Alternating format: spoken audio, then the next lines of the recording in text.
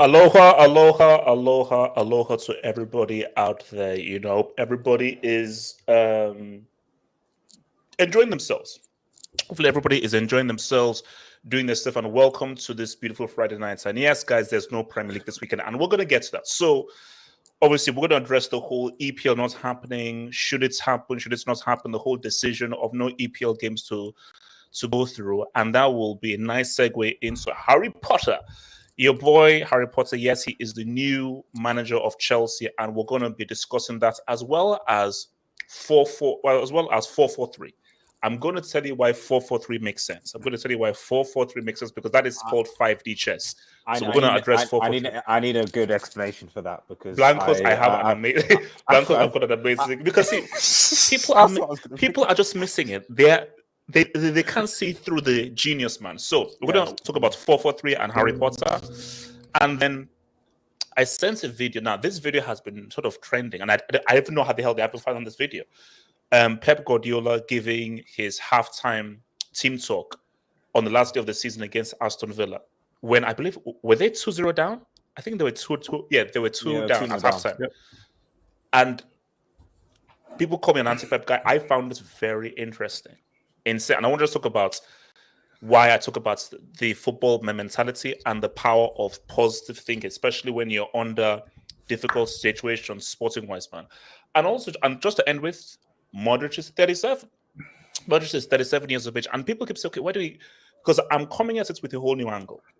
And you will see the whole new angle. I'm coming with the whole Modric thing because I will not reveal my age. You will never find out my age. All I'll say is me and Modric are in the same ballpark. Put it to say, me and Modric, we understand the importance of Teenage Mutant Ninja Turtles and Transformers, robots in disguise. We're of that era. So we're of that era. Ricardo, you're too young. Ricardo, you're too young. Eddie, I think you might be too young. I watch Power Rangers. I think you're with us. Blancos, you might be with us. No. Ricardo, I'm talking about the real era. Not that this. I'm talking about that real. Ricardo, I'm talking about when Michael Jackson was black. I'm talking about when Michael Jackson. I saw him when he was light skinned. There we go. You missed that. Actually, bad Michael Jackson was all right. Michael Jackson was all right. But I'm talking about when he was black, as in when he was basically peak MJ. Are you talking about Jackson 5, man? That's a bit too far back, isn't it? Oh, no. I'm saying Jackson 5, Off the Wall, which is his best album, and Thriller. Okay. So that era. Okay. Because when okay, let's okay. All I'm saying is this is that when me and my brothers and sisters, when we saw the cover of Bad, we were very confused. Let's just say we were like, okay, this makes no sense. So we're like, wait a minute, this makes no sense. But then what are we looking at? But you heard the track and you're like, actually, this is pretty sick. This is no. This is pretty sick. Yeah. Because the music on the music video was off the wall. It was off the freaking wall, man. But we're like, what's? It's not the same guy that we saw from Mozart. This is not the same guy doing the moonwalk on freaking Mozart. So what's happening here? So guys, I'll say again, man. Shout out to you guys. Like the vid, subscribe if you're new. Please hit and drop on that like button if you can. That will be a great deal, man. And if you want to send in for the show, send in those dubs, man. We call them super chats up at this piece. They're dubs up in here. As long as you're not Talent FC or Daddy Oos, feel free to send away, man. We thank you for those dubinzis. So, guys, man, let's talk about this, man, because this is a very interesting topic, man. So in case you don't know, and I'm sure you will know because it's everywhere, Queen Elizabeth II, known as Queen Lizzie on these parts, she died at 96, which means that King Charlie is now on the English throne. So what is protocol is what is protocol is there's a 10 days mourning. That is what is protocol in these isles. So from what I gather, the government said that the day of the funeral, nothing, everything is just on the day of the funeral. But for sports institutions, apart from the day of the funeral, it is up to discretion as to whether you want to go through or not. So the decision was down to the FA as to whether to continue with Premier League games this weekend or not. And they opted not to. And that was their own decision. So, I mean, I'll give my viewpoints here. And my viewpoints is, I think it's pretty much concise and very simple. There is my professional view and my personal view. So my professional view is if I work in the PR department for the Premier League. Guys, we have to be realistic. The Premier League is not just like a football league. It is a brand. And it's one of the biggest sporting brands in the world. So if I am working professionally for the Premier League, 100,000% I am postponing those Premier League games. Because this is about being performative. This is about appearances. That is my job professionally, is to protect the brand I work for. So I don't care about guys who are out of pocket, who can't get their tickets refunded, whose travel has been disrupted. I don't care about that. My professional view is I'm here to work for the Premier League, and it would be a PR faux pas for it to go ahead based on how people will view that. So if I was working professionally for the Premier League, I say no. My personal view is the games should go ahead. You wear a black armband, you have 1-2 minutes of silence and so forth to pay respects, and you keep it going. Because in my personal view, this is already a tight schedule already. There've already been complaints of players being over-exerted and playing far too many games. And this is an issue that has to be addressed, but nobody wants to talk about it. This is the wrong year and season to play these games, because what's going to happen is these games have to be played next year. So you may actually have games now be extended past the May deadline or so forth. So there is going to be a fixture congestion happening. And my thing, though, is that why does that need to happen? For what reason? Why do you need to be performative? You can still be respectful by having the black armband, having 1-2 minute silence, and so forth. So that is from my personal view. So it's really about how you view things, So, because I can understand why the Premier League did it. Hence why I understand why the Premier League kept persisting with the whole BLM and kneeling, because it's a brand, it's a huge brand, and you have to make certain decisions to protect that brand. But again, from my personal view, because what's another addition? So, this is nobody, I'm not sure, but I believe the funeral is probably going to take place next Monday. Not this coming Monday, but the Monday afterwards. And there's going to have to be massive police presence there. So you can now see that the next weekend's games will be cancelled as well, based on how many police units will be needed for the funeral. So you're not going to have 2 rounds worth of Premier League games that you now have to fit in sometime next year. It can't be fit this year. It's impossible. No, that can't happen. You now have to fit those in next year. So it is what it is. And because why I find this interesting is you're now seeing people sort of question things and say, oh, wait a minute. So all of this now stuff gets affected because of X. And you're now really seeing some very interesting conversations happening, especially conversations between those who are pro-monarchy and those who are anti-monarchy, which is why I think it's such a very interesting discussion being had. That. So, Blancos, talk to me, man. Where do you stand with this whole postponement and stuff, man? So obviously, first of all, rest in peace, Queen Elizabeth II. So like 70 years as a monarch is very very impressive. I think second longest. I'm not sure who's the first. I suspect it might be the Japanese emperor. King Louis the 14th to the 16th.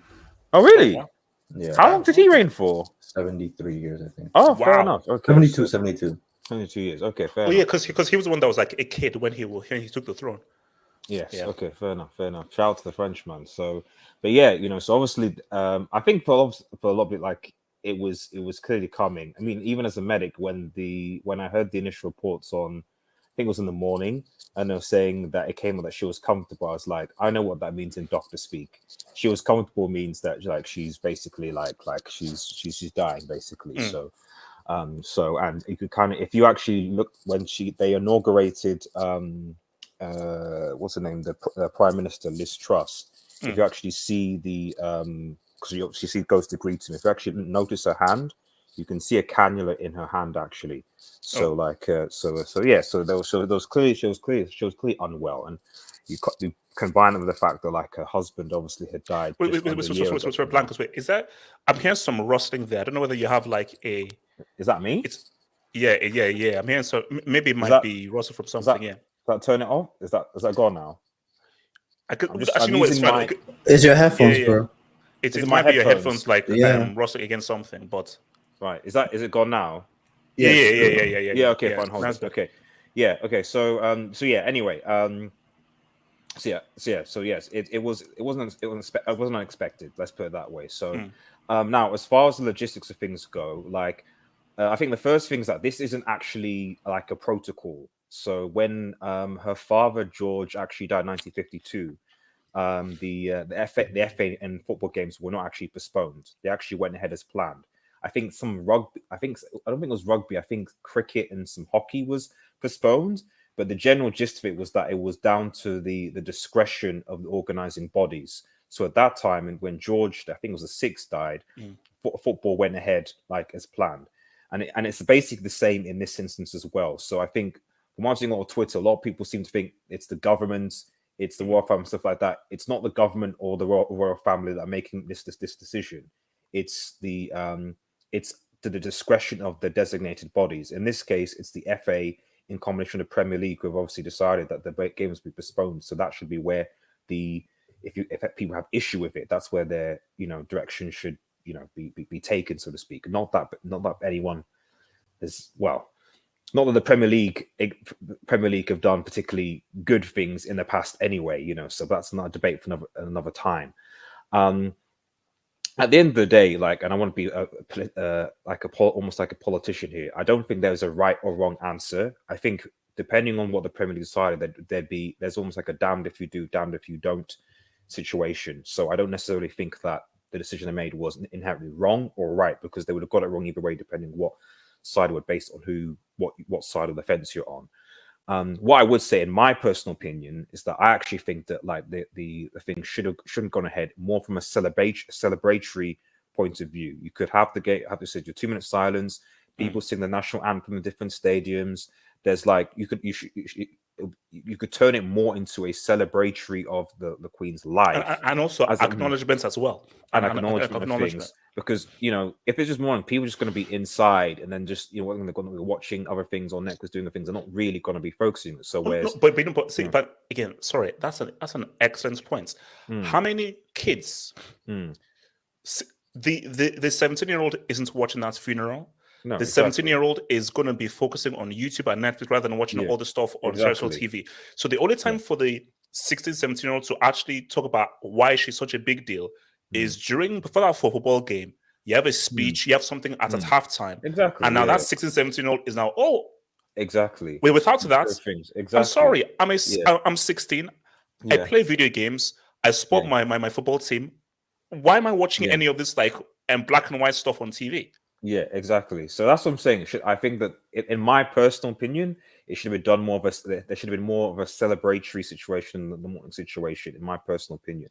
But like I said, ultimately, I think the Premier League were in a difficult position. I think whatever decision they made would have been criticised regardless. They chose this way.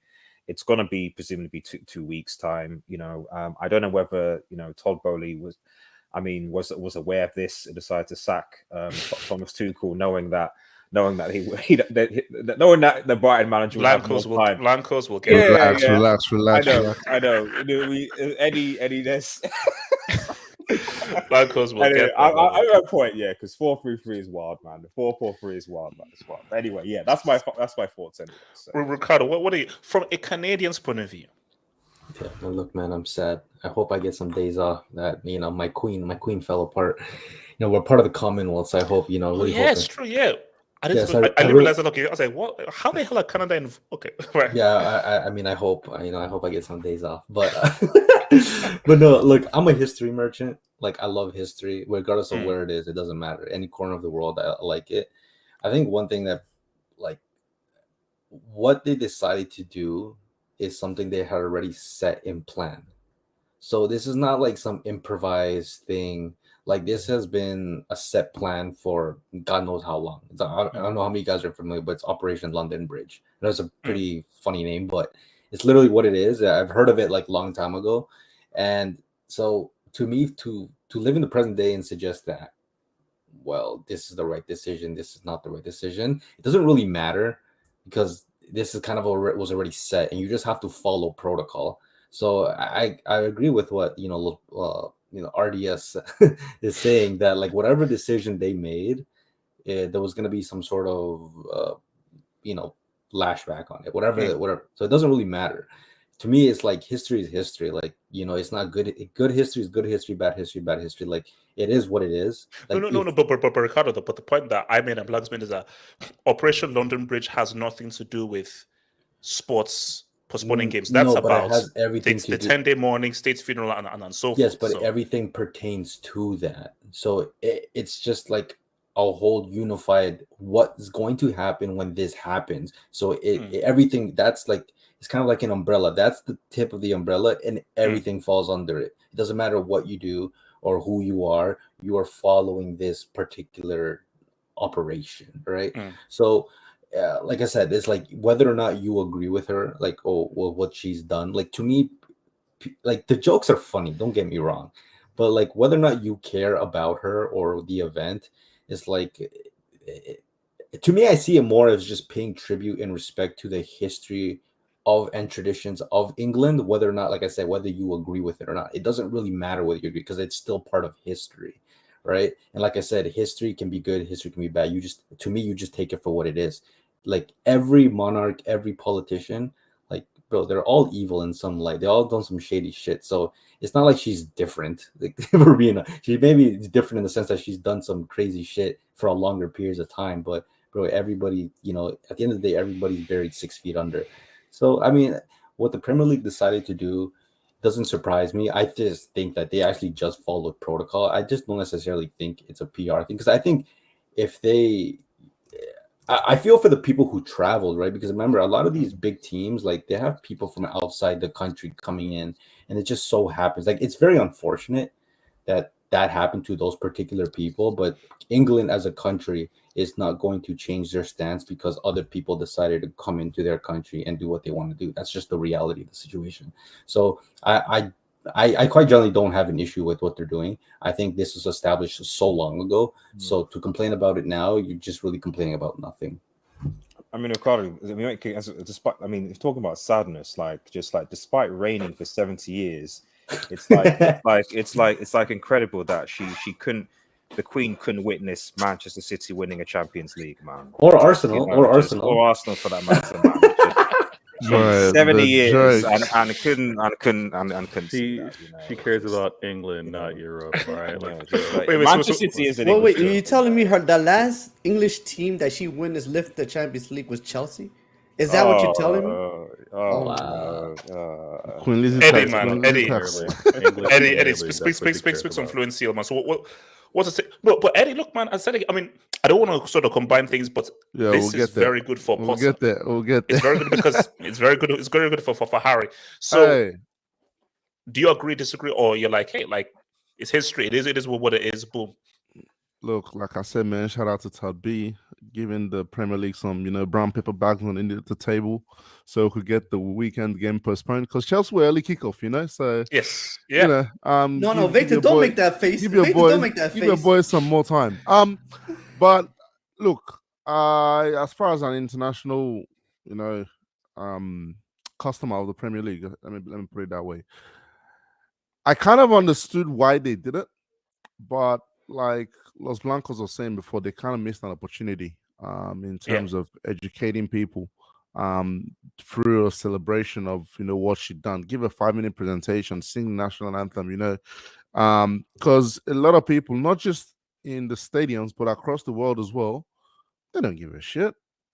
They don't care. Like for people in Australia, in America, and Canada, it's business as usual at this point up until the Premier League comes back.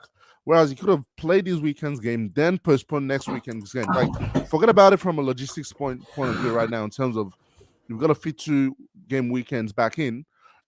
Just the opportunity in terms of educating people on what she'd done and why she was so important. I feel like they've missed that boat and missed the opportunity. But you can argue whether it was a right or wrong decision to make, but it's damned if you do, damned if you don't. Because once he came out, I kind of said, "Yep, weekend's game is going to be postponed." I can already see that coming. Like, there's no conversation to be had. Someone was just looking. It was like a Mexican standoff in a way, where who's going to be the person to make that decision? The government went, "Well, it's out of our hands. You guys do what you want." And I guess the Premier League could then say they felt the pressure from other sports because I think rugby had cancelled, cricket had cancelled as well. So it's like, okay, well, everyone's cancelling. No one's going ahead with their games this weekend, so we might as well follow suit. So that's. But yeah, I mean, sorry, very quick. I just think from what I really believe it was a bad decision based off of the whole education point of view. Because my thing is that what you now have are those younger generations who don't care about this stuff. They're just going to be angry. And they're gonna have more resentment towards the monarchy and everything, as opposed to, because imagine that younger guy who doesn't care about the monarchy already is out of pocket, can't get the money refunded, weekend ruined, and so forth. Are they not going to be like, so let's sit down and let's look at this Queen Elizabeth who just ruined my weekend and messed up all my money? But continue. So yeah, that's what I mean in terms of they've missed a massive opportunity here, especially logistics as well. People planning for the games, people would have already worked out, what they're doing this game week, and it's just the funeral is not this weekend. Next weekend, I understand it, but as far as this weekend goes, like, look, right or wrong decision, you can argue that all day long. People are gonna have arguments for both sides, but for me, it's just. Like you said before, from a PR point of view, they've missed a massive opportunity, especially internationally. Eddie, bro, they're already Arsenal fans. They're already saying like cancel the league, man. Like just award just award the Premier League to. Get out of here. Wait, but HH, is that the end of Queen Lizzie tax now? Yes. We will not enter the era of Queen Charlie tax. King. Sorry, King. Queen. I'm so used to saying Queen. Nah, Queen Ricardo, Lizzie had a King Charlie tax. King Charlie tax. So, Faisal, talk to me, man. Where you at with this whole thing, man, Faisal? I guess he's trans, man. So I'm out here in Canada, part of the Commonwealth. Oh, Canada. Now, here's what I got to point out, and it's not going to be. I don't think it's going to be appreciated by many, but it's a point of view. So listen, my background is marketing. A lot of it is with regards to strategy, and what every platform, every company, every brand are striving for or want is the attention. They want the eyeballs. And what the league provides is a already pre-planned gathering of people in stadium and across the world looking at a TV screen, looking at a laptop, looking at a phone for their game. You have the eyeballs. Now, I think it's old school. I think it's probably old men, old women that made this decision. And I get it that there's a domino effect. Once this happens, here's the protocol. Here's what needs to happen. But you can inject what goes within these dominoes as an opportunity. And it is to inform. It is to reflect. It is to celebrate. And in the same vein, it is to mourn. Every November 11th, here in Canada, every year is Remembrance Day. For 2 minutes, no matter what province you're in, that's like a state if you're in the States, but no matter where you are in the country, at 11 o'clock, for 2 minutes, there's 2 minutes of silence. Whether you're in a coffee shop, whether you're at work, 2 minutes of silence, everybody. And it's in reflection. So I think what they missed was an opportunity for these eyeballs to all recognize and see in the same moment. In the same moment for this person that meant so much. They missed, I'm gonna call it a trick, but they missed a trick here, because the trick could have been you program these masses, or you present this story, this message to everyone that's interested in the EPL. You have their attention, whether you want to use it for 2 minutes or 5 or whatever it may be. They missed an opportunity here, and there's no getting it back. And I don't know what they expect to do in the gap now. So they're not having it. So now what are you going to do with this time? Is it just going to be time given to the people and they do whatever they want? Or are you going to have programming on TV that you're going to encourage or hope people to tune into? You already had the eyeballs. You're not going to get the millions. But it's already millions. You're not going to do it. Go ahead. No, but it's like, it's already a failure, because again, what will happen from now is everything on terrestrial TV is all going to be the Queen. But again, that's what I say, they've missed a trick. Now, if this was 1994 or 1980, that works, because all we have is terrestrial TV and radio. But in 2022, I have my laptop, I've got my internet connection, I've got my Xbox, I've got my PlayStation. I'm not forced to view terrestrial TV. I have a lot of other diversions to go to, unless somehow the royal family can hack into the internet and now force the Queen onto like Xbox, PlayStation, and so forth, which would be bloody amazing if they could do that. But the issue is that, and that's the point I'll make, you will now have people who now have resentment. So that's 16, 17-year-old that is a football obsessed, doesn't really care about the money because of it. They think about Liverpool United all day, every day. You've ruined my weekend. I didn't care already. Why should I care now? I'm angry. I'm pissed off. I'm out of pocket. But you still expect me to sit down and watch stories about somebody who has now resulted in me being out of pocket and not watching my team play. How does that work? And this is what is being missed too, because what people remember, they remember moments, they remember emotions, right? And the EPL would have provided that. All I'm saying is everything is already funneled in to have the attention of the viewers. Now, if you have every broadcaster, whether it's the sport analysis or the color commentator, you're feeding them just like newscasters. You're feeding them whatever line you want them to have throughout the broadcast. I want you to say this. I want you to say that with regards to the Queen. They already have it. Now they've got to recreate the wheel. Now they've got to put that into something else that you're now going to draw everyone's attention to. But not everyone, like the millions that are already going to tune in, are there. It is a missed opportunity. But again, they probably saw as the game being played is disrespectful or not in good taste, whereas the game being played could be in good taste if you take a moment to have the moment of reflection or attention. And also, got to be nice. It's the Premier League that or the owners of the Premier League that are making this decision. And as far as they're concerned, as I think you said, Veta, their, I guess, interpretation of brand awareness is more important than necessarily impact of the game. Because let's keep it a stat. Probably next year they're going to be signing multiple multi-billion-dollar contract TV rights deals. So from a financial point of view, the Premier League is fine.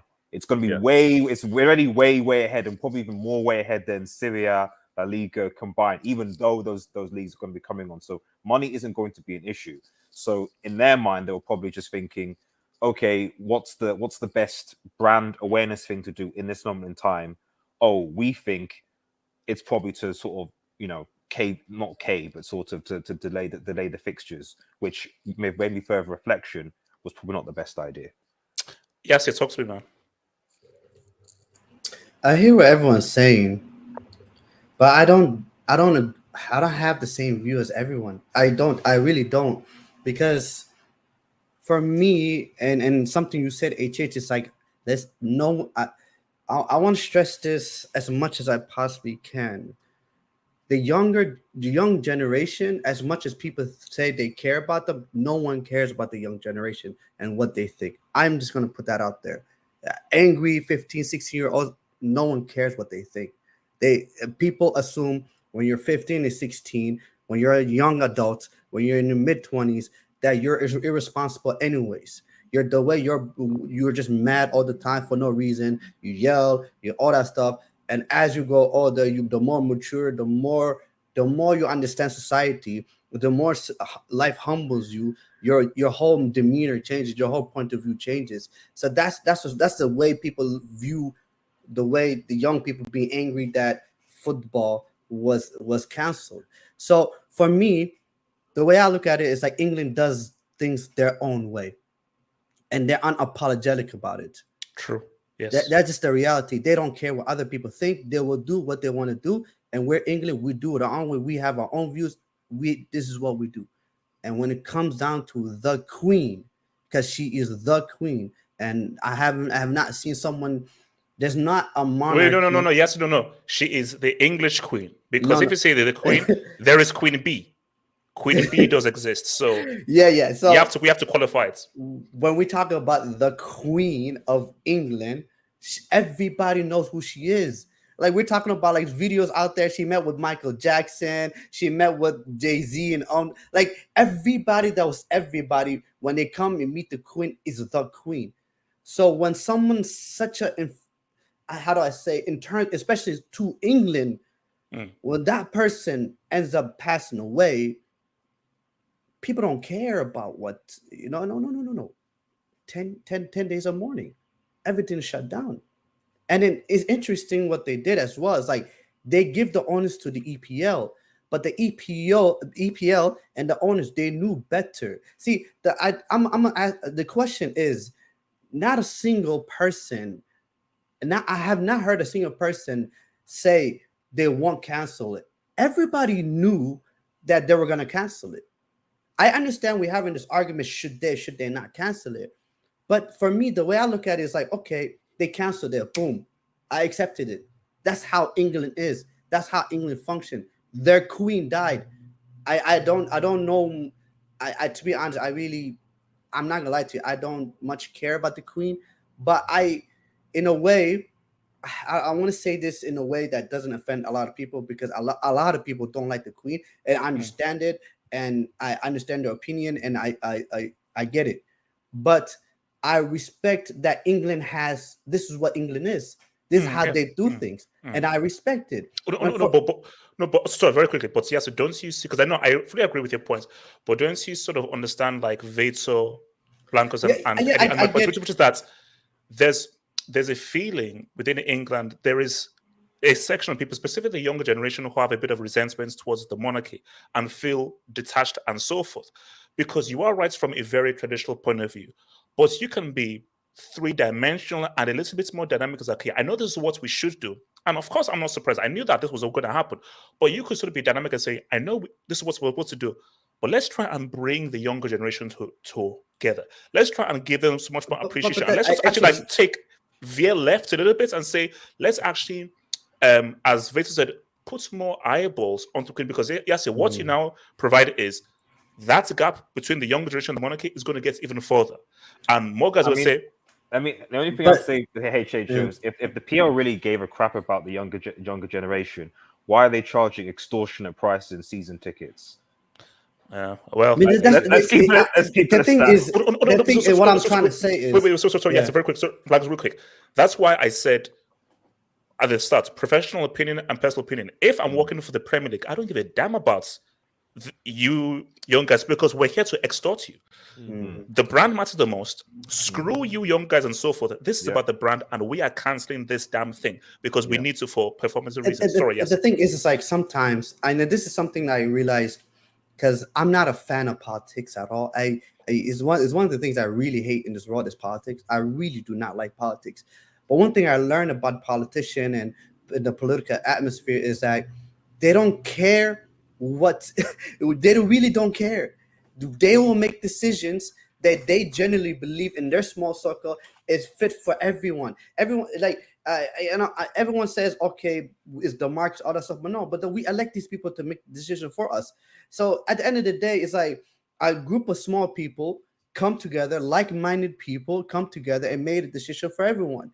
And everyone else, if anyone else disagrees, it is what it is. You guys disagree. And one thing about, and another thing I'm gonna say is, Here's the thing. This is what people always bank on.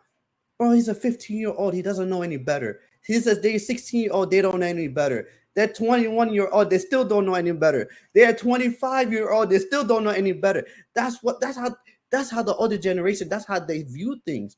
That once you grow up, once you face the real world, you will understand how society works. And it is. And then this is the term I always use. You know what? Nothing I can change about the decision they make. This decision they were always going to make.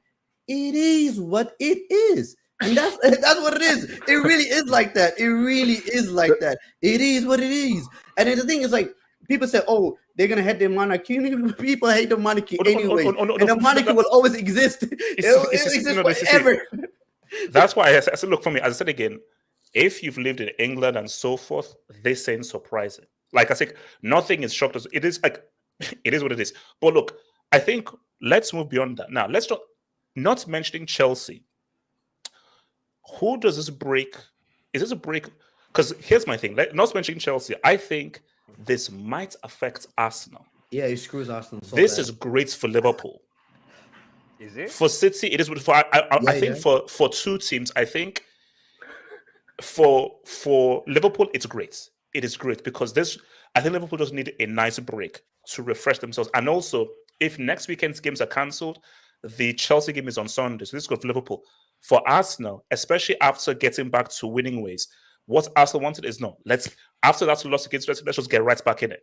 So this lull might sort of unbalance Arsenal a little bit because now the next games they have is now the next Thursday. So what Arsenal wanted, especially when you lose after going on such a quick run, you want to get straight back and get back to winning ways. You know what the next game is though? Like this, I don't feel bad for Arsenal. A little bit, tad bit of feel bad because the thing is, their next game was supposed to be Everton, and I guess Lampard. And I thought, they were going to win that game. That's just my opinion. I know there's a little resurgence with Everton, but still, I don't think Everton is good enough to beat Arsenal at the run they're at right now. Their next game is going to be October 1st, the North London Derby. Okay. Partey. No, Partey could be back, but your next game is the North London Derby. That's your next game. Instead of being Everton, your next game is going to be the North London Derby. Like, imagine going from Man United to the North London Derby. Nah, that's nah. Wait, screwed, man. Wait, okay, so before I go to Eddie, I mean, I guess actually, see, Blancos, I'm confused because Blancos, can you just be RDS for now? I'm a Madrid fan, man. Like I just happen to speak about my parent club from time to time, United. So is this is this lull good or bad for your parents' club? Is this lull good or bad? It's difficult to say really because the weekend I think United were playing was away to Crystal Palace. Which I don't think United have had a really good record away to Crystal Palace under multiple managers, really. So whereas away to City, to be fair, how many games did Ollie win away to City? It must have been like two. Okay, so the Manchester Derby is next weekend. And it's October 1st. Yeah, October 1st, yeah. So you're going to have... Second. So what is it? You're going to have the London Derby, the Manchester Derby, and then Liverpool are facing, is it Chelsea, I think? Chelsea, yeah. All in that No. Oh, what a weekend to get back to. No. Liverpool-Chelsea is next Sunday, I think. Weekend. Yeah. Yeah, it's next Sunday. Yeah. Chelsea play Crystal Palace. Palace. So basically, so the Liverpool-Chelsea game is not going to happen because that's next Sunday. Oh, that's next Sunday. Okay, that's next Sunday. Okay, fine. Okay. So yeah, I think it's I don't know because United will obviously be playing. I think the people who are affected will be more so the teams that aren't going to play in those weeks because at least the CL teams, Europa League teams, and Conference League teams are still going to be playing.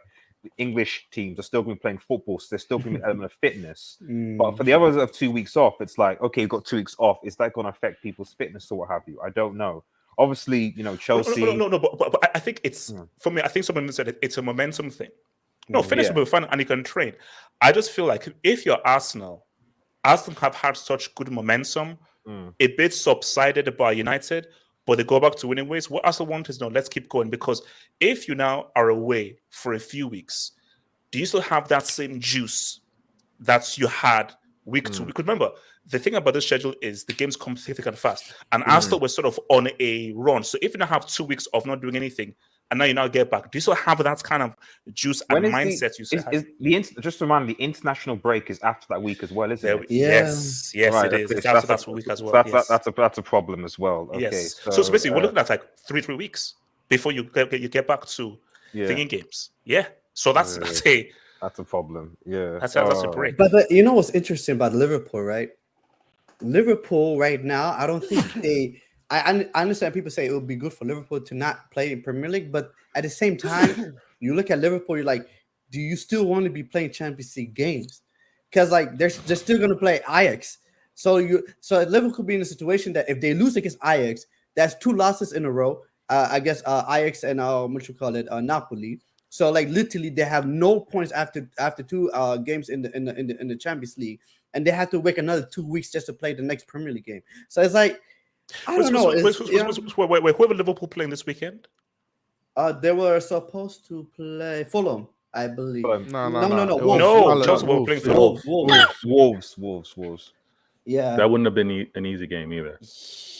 But my thing is that if you're Liverpool and you're in the situation you're in, would you prefer to play Wolves or Ajax? Yeah, I might say Wolves.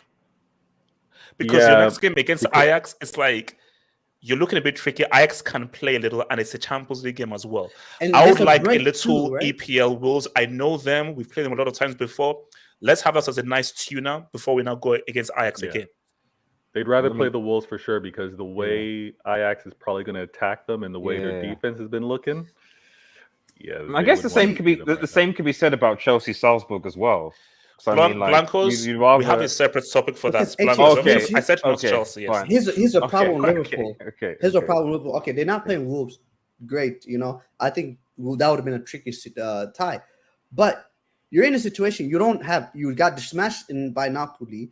Then your next game is on Tuesday, September 13, against Ajax, and then the European competition take a break for till October 4th is going to be their next game. So they won't play any European competition for almost 2 weeks, I believe. Oh wow! Okay. So they're going to be in a situation where they're going to be playing Rangers if they lose against Ajax when they have no points.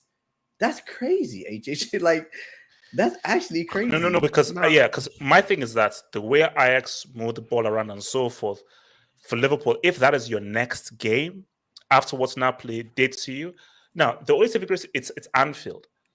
But basically, where it could get really bad Liverpool is if you get Dan Stone at Anfield. Then it's like, okay, now we have like an emergency. So it's okay. Look, let me take some debates, man. So shout out to Bran. Interesting injury might happen during the World Cup, but before. Well, we have to wait and see what happens with Benzema because Benzema has a knee injury like that. So look, it was always going to happen. Agents have hope. Secret Service mission. Look, relax. Come on. Let's not, man. Let's not do this. Actually, where is Talents FC? I hope he's fine. He's mourning. I hope English Talents FC is fine, man. Daddy Us. HH was drafted and served in both World War I and World War II. This is, guys, as I said again, I am around Modric's era. So there we go. Okay, so I wasn't born in the freaking 40s. Relax. Okay. I'm not gonna say that. He's stupid loser, man. Aloha, greetings from Hawaii and CR7 bold. Europa League over UCL. I don't think he did, bro. Dajo RF, shout out to Lizzie. She passed away knowing that Real Madrid is the biggest sports brand in the world. What a legend. #history, #realist, man. Yeah, well, Chelsea, my legitimate UCL champs. Charles Philip Arthur George. HH, my mom told me you met her in 1946 and your daddy 1%. All right. As I said again, I wasn't born in 1946. Okay, so relax. Half hopes the player of baby mamas. Y'all lost your queen. I have my queen's bed. #baby mama. Okay, shout out to that as well. Thank you, man. Ed, is your mic working? Yo, let's go. All right, Eddie. Now look, here's the thing. Can you share the tweet, HH, where the statement was made? Yes. I know it's just because some people it's just to educate some people in the chat that might not know what was Blancos, actually said. can I speak fluency with Eddie, please? Thank you. Okay, So Eddie, Mm-hmm. Potter, man, your raw thoughts on Potter taking charge, because Eddie, I'll level with you. The only thing I'm holding on to is he plays better football, and it's a better brand of football. But apart from that, I mean, because Eddie, and I think you probably got into this. This was many months in the making, and my fear is, especially when we now have to talk about 4-4-3, and how apparently Anthony Gordon was picked by the Boehly group through analytics and so forth. Do you think that these guys just went onto Twitter, see what was trending, and they picked Potter based off of that? I told you, man. I told you on, when was he fired? On Wednesday or sorry. I told you these guys are playing Football Manager, and what's the business model of Boehly and them guys? Pleasing the fans. They've been on Twitter doing hashtag Chelsea. That's what they've been doing, man. But yeah, look, wait, I just realized now, I was looking at the fixtures while we were talking. The international break is after next weekend. Yes. Sheesh. Yes. Damn. Okay. Well, that's interesting. Because now something Yasser Said said, which is England do what they want. Well, can the English teams opt not to play their Champions League games next week if they're in morning period? I'm just then they lose 3-0. That's I mean, they're not English, they're European. I'm just saying. I'm just saying. But because we're talking about teams like Chelsea, Arsenal, and them lot playing games midweek, which is a potential advantage for them to get some match fitness, and we're supposed to be morning, which is why the weekend's game was cancelled. But talking specifically about Chelsea, we're just talking about Potter for now, yeah. Yeah. We're not talking about. Yeah, okay. Can you say sorry? Can you share this just to allow Eddie to? Okay, yeah, Eddie, continue speaking, man. Oh, actually, Eddie, just we'll get that afterwards. We'll get there. We'll deal with that afterwards. Okay. Adias, can you DM me that? I will. Let's focus on Harry Potter for now. Look, I said it when Tuchel got fired. I said this is nothing to do with football. And it screams everything about you love and hate about American ownership. From time, once Brown decided to sell the club and American owners were coming, you always knew Tuchel was on borrowed time. It was just a matter of time before he had to go. Now, all it looks like is they were just looking for, I think Daniel's spoken about this actually, they were looking for the perfect moment to sack him where they will get the least repercussions per se from the fan, pushback from the fans. Where it's like, okay, cool. Well, it kind of makes sense because if you fired him in June, there would have been an uproar. Because that's what I said. I said, if you are going to do this, fire him in June. It kind of made sense then because you're going, okay, we want a clean slate, we want a fresh start. But then the backlash. The backlash should be, similar to what a lot of people are doing now. This guy, he's helped us through, because don't forget, this guy rejected United last season. He rejected United and I think was it Barcelona before they got Xavi during the big invasion. Let's call it that. So doing it in June would have made more sense, and then you bring your own people in straight away would have made more sense for you, because what you would have been communicating to the fans is this season is a wash anyways. You really don't care about this season. You just want to bring your people in, install some things, and then move forward. But then to go a whole summer, spend 300 mil with one manager, which we'll get to some of the targets, by the way, and then sack him like 2 games after. Makes zero sense. It's wild. So there is no way they can tell me Harry Potter was based on footballing decisions, because I'm sorry, anything from Tuchel was a downgrade in terms of footballing decisions and tactical wise. No one can tell me. No one can tell me you're going from Tuchel to a much better manager. I'm sorry, all you Potter sexuals on Twitter, shut up. Yeah, he's not on the same level as Tuchel. No, forget about man management. Forget about everything. Let's just do it on the sideline. But Eddie, see, yeah. Again, there's some tribal fans who anything Chelsea do, they just have to use mental gymnastics to say it's a good decision. They can't think independently. Oh, Chelsea have done this. Now, how do I use mental gymnastics to sort of make this a good decision and a great decision? So now those Travel fans are like, no, Tuchel, he wasn't really that good, really. Potter, look at how good he plays. If they give him life, I'm like, no, just talk real. Talk real. Come on, it's Potter, bro. Like, I'm sorry, he came from Brighton. He got his best league position finish last year, 9th place.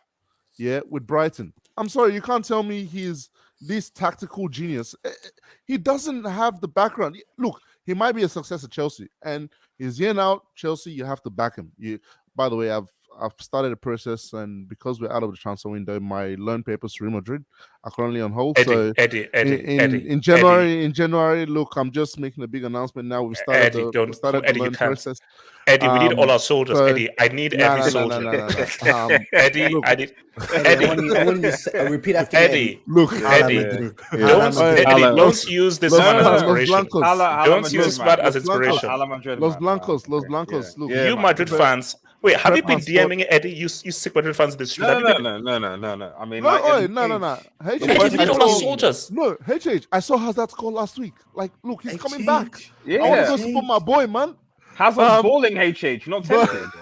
HH, come on, Modric. Besides, come on, bro. Besides that point, look, there was Boehly and whoever is part of the consortium cannot come out and tell me, oh, this was a footballing decision. And you've seen based on the reports that it was just a thing where they were just looking for every excuse to sack Tuchel. It's like, some things I don't believe. You sacked the man for wanting to do his job, which he's told you multiple times. He's told you, I don't want to get involved on board matters, because look at the group he came from. He came from a Roman Marina group where it was basically maybe one conversation every 2 weeks or one conversation every month or something, where it's like, okay, this is what we're doing, this is the direction we're going. And Tuchel's like, you know what? I'm on board with that. But Eddie, this goes back to a point that you made way back, which is that Marina out, check out. If these guys are coming in, I want everybody to be people that are higher. And also, if you have something like Potter and he's coming in and he's a guy, he's going to be a yes man. If I have a guy who says that, I don't want to sign Cristiano, or why are you saying this guy? I can't be bothered. I'm about to get to that one as well, because it just screams of they were trying to find every excuse to get this guy out the door. I'm not saying they're right or wrong in doing that, but at least do it in a better way per se. Because I'm sorry, you never gave this guy time to do what he really wanted to do. No one can make an argument against that. Now, this is where I start to get worried, because I'm sorry, we're dealing with American owners. Do you want to pull up the tweet now, HT? This just screams of business. This just screams of business to me. Even business people know that football is played with 11 players. Forget about 4-4-3. This is a separate topic. And I said this the other day. I said I do not trust two American businessmen running a European football club. I said this back in summer when these guys went to eat paella with bloody them Barcelona Chiefs, and then they got their pants pulled down in the transfer window. Yeah. I don't trust these dudes, man, because they don't know how European football works. No. Because the process. Are there any American owners who have been good or have actually been good owners for any European football team? Because look, the process has maybe FSG, maybe nah. The process has always, for me, yes, Tuchel was on borrowed time. What you do is you get a director of football you want in, you get the board structure correct before the World Cup, then find an excuse to sack Tuchel, because this excuse would have still run prior to the World Cup. And there is, let's compare it. Tuchel in 6th or 7th at the World Cup and Potter at 6th or 7th. It's basically the same thing. Right? I have a question for you, Eddie. Quick question, brother. Yeah. If you were gonna sack him anyways, isn't it better to sack him sooner rather than later? No, it's not. If you're talking, what do you refer to as sooner? Are you referring to as right now? Or are you referring to it as after Yeah, the World in Cup. June? In June when because, he came in. Not you want to give the new manager as much time as possible to actually do something. So if you would have brought him in, say in January or after World Cup, I mean, and you're in a situation that is terrible. I Yeah. mean, you know what you want him to do. This speaks to something else I was going to get to now. I'll just talk about it. Is Boehly wanted this season to be a wash, anyways. That's what his decision says. Yeah, because it's right? his first season. Yeah. Because What is a wash? What do you mean a wash? basically you a have throwaway. no expectations. They throw away this season. Like you basically this season doesn't count. Eddie, And I'll explain why. And I'll explain why. Hold on. He should know there's no draft. Finish Hold out on. of the top four. And not Hold on. care. Yeah, that's exactly what's come out, because with Tuchel there, Tuchel had expectations, right? And Boehly had just spent how much? 300 mil. And what have people like Yasser Said and Vader been saying? You don't spend 300 mil to finish in the top four. That's what's been going on, right? So now he spent 300 mil on a new manager, on an old manager, brings a new manager in to come and work with the monster That's that 300 mil baggage. 300 yes. mil. Now Potter's coming in going, yo, these are my boys, man. No. The only But one of players the- I worked with before is Kukurea. I was He's gonna got that say, yeah. inbuilt. He's got that built-in excuse. Okay, he Vader. has the built-in excuse, No. but I don't want to hear Chelsea fans using that excuse. No. I'm not using that excuse.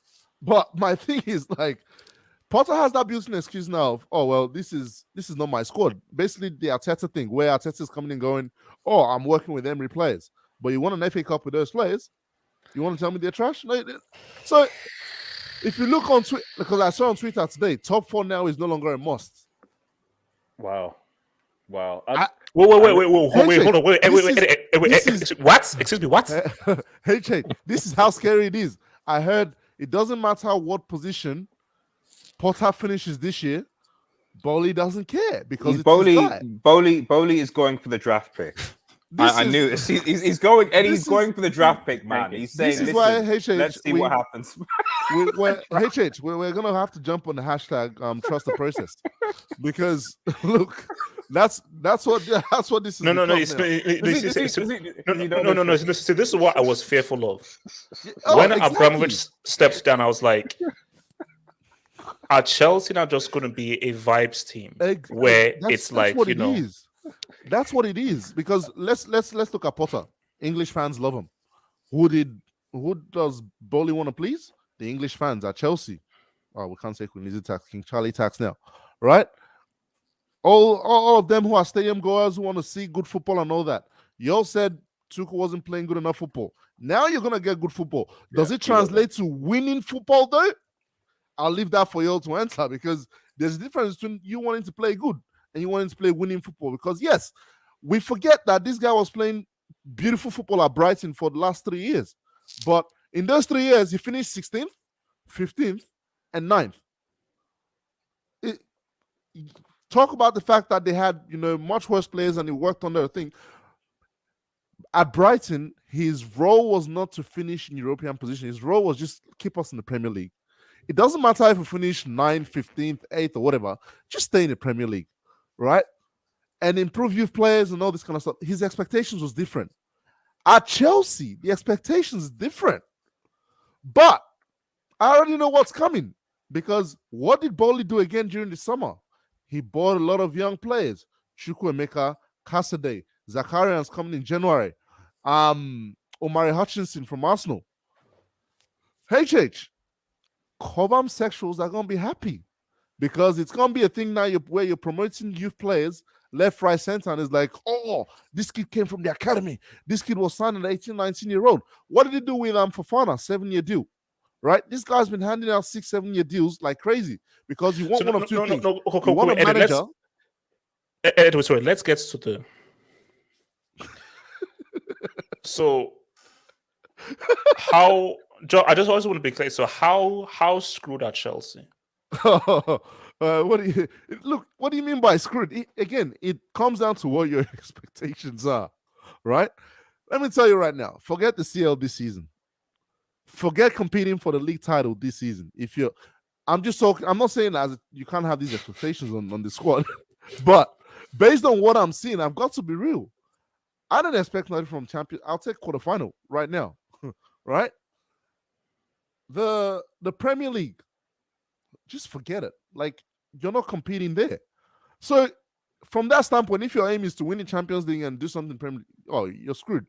You are screwed, because this decision, I can go as far as saying, has taken Chelsea back 2-3 years, right? Because my guy will come in and say, I want to work with the squad and see who's my player, who's not. You still have problems in terms of players, like your Jorginhos, like your Contes, and all that. As You've got your Mason Mount. You give him a new Azpilicueta. contract. You've got Mason Mount, who's about to get a 7-year deal. No, he's not. Eddie, no, he's not. Eddie, no, he's not. No, he's not. Hey, HH, let's face the reality here, man. HH think the Queen died, and when I get the this is the scary part. If Conor Gallagher gets a long-term deal, oh my God! Because wait. So let me bring Ricardo. Ricardo, what's your view on this? You thieving piece of crap, stealing through over targets. Well, thankfully, we did. Ricardo, name the targets, please. Okay, just to remind them. The shots your mouth. We renewed the Oos. We got Koundé, Crown Jewels. The Crown Jewels. Shout out to Queen Lizzie. We got the Ra, man. The Ra. All right. I'm glad we didn't get Potter. I'm glad we didn't get Potter. I'm really glad we didn't get Ricardo. His name is Potter. Just call it Potter. No, it's Potter. It's Potter. Okay.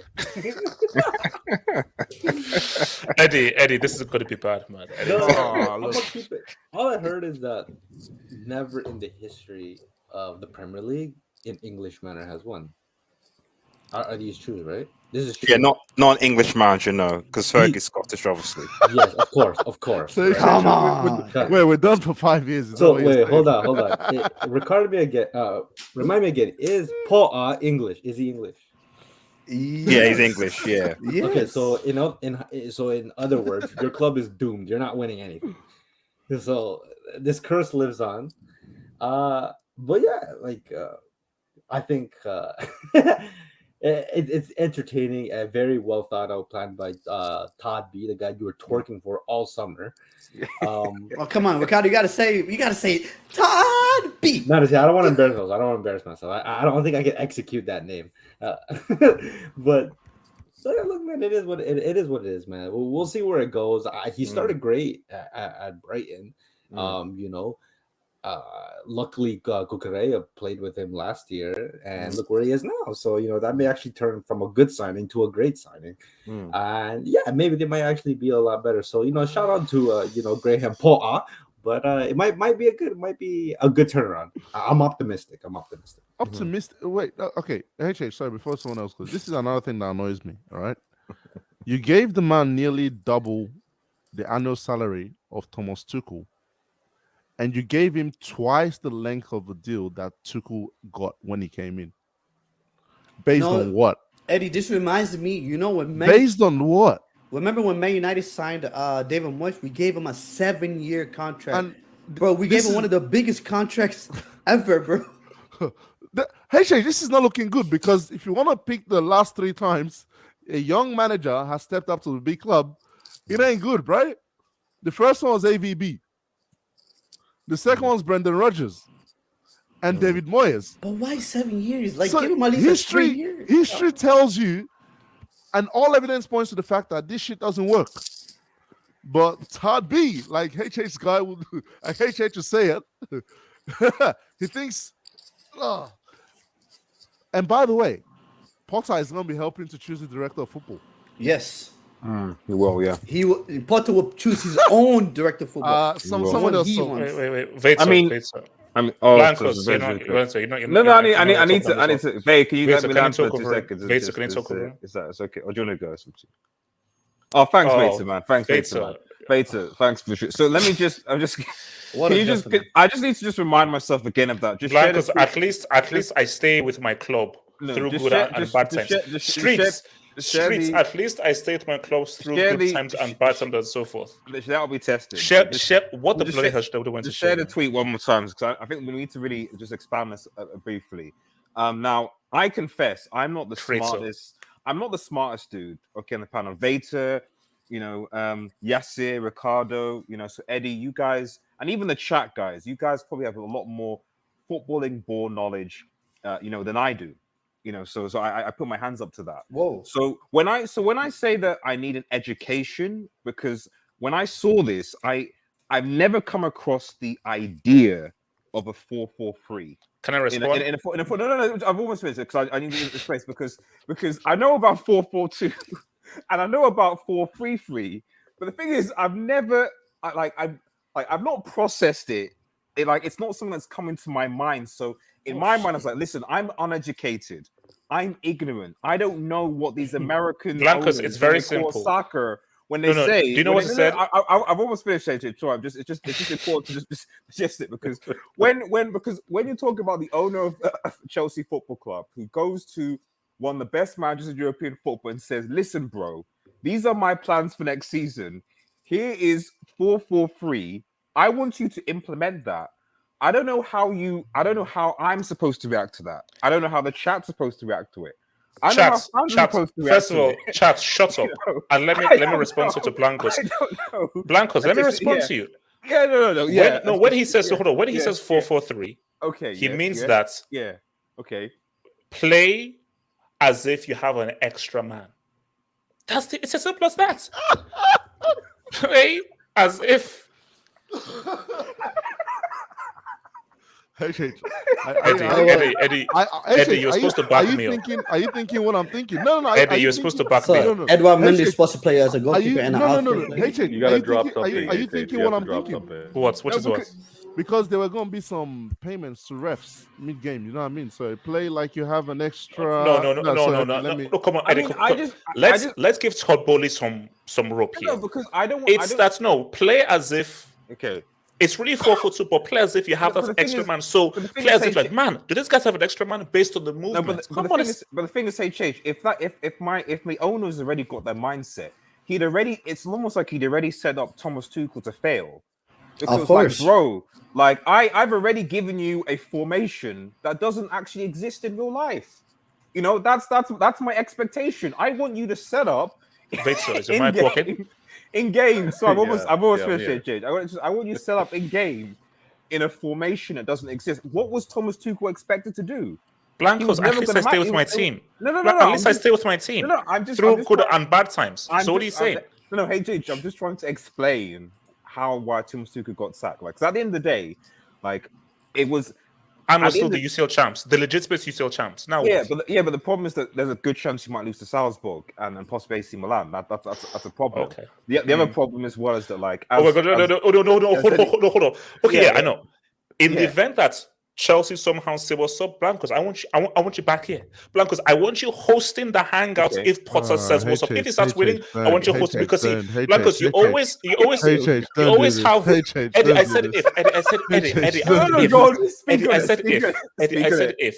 Victor, I said if. Yeah, Ricardo, yes, you heard me. I said if. I said if. I didn't say if. I said if. We know about the tweets. The tweets will come out, man. The tweets will come out. Victor, can you take the mic, please? Can you take over this guy? You know what?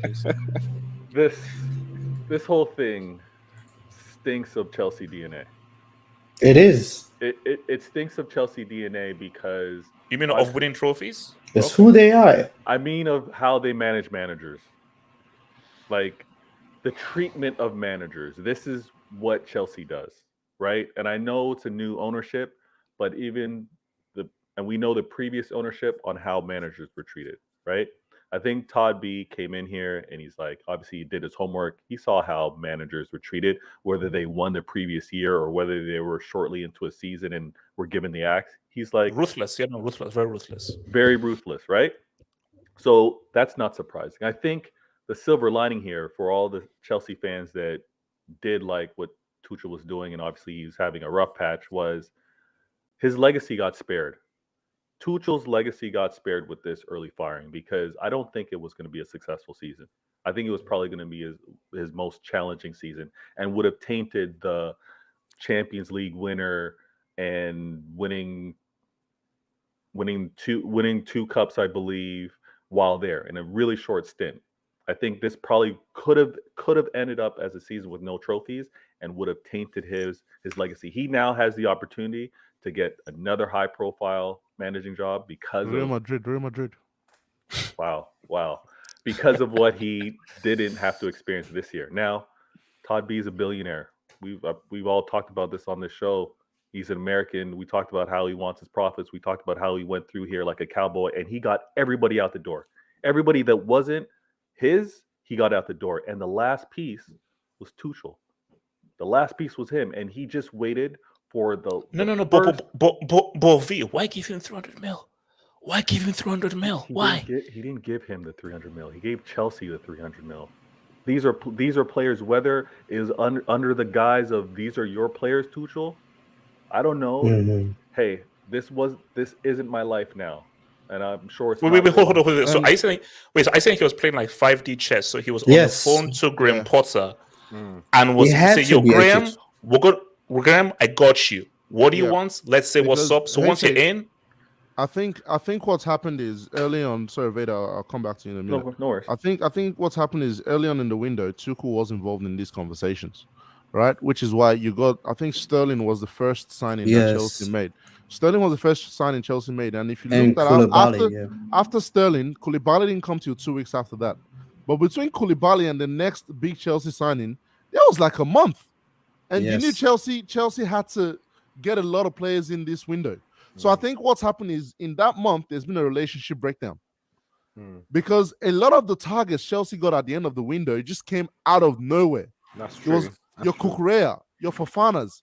Aubameyang was the only one who was a Tuchel signing, right? So it kind of made sense that something had happened in that month where the owners then went, okay, the Tuchel ain't the guy, man. We'll just sign whoever fits the Chelsea thing, and then we'll bring our manager in. Which is scary because you look at some names they were linked to. They started linking Chelsea to PR names. Your Ronaldos and your Neymars. How true were these links, and how much of that was business as opposed to football?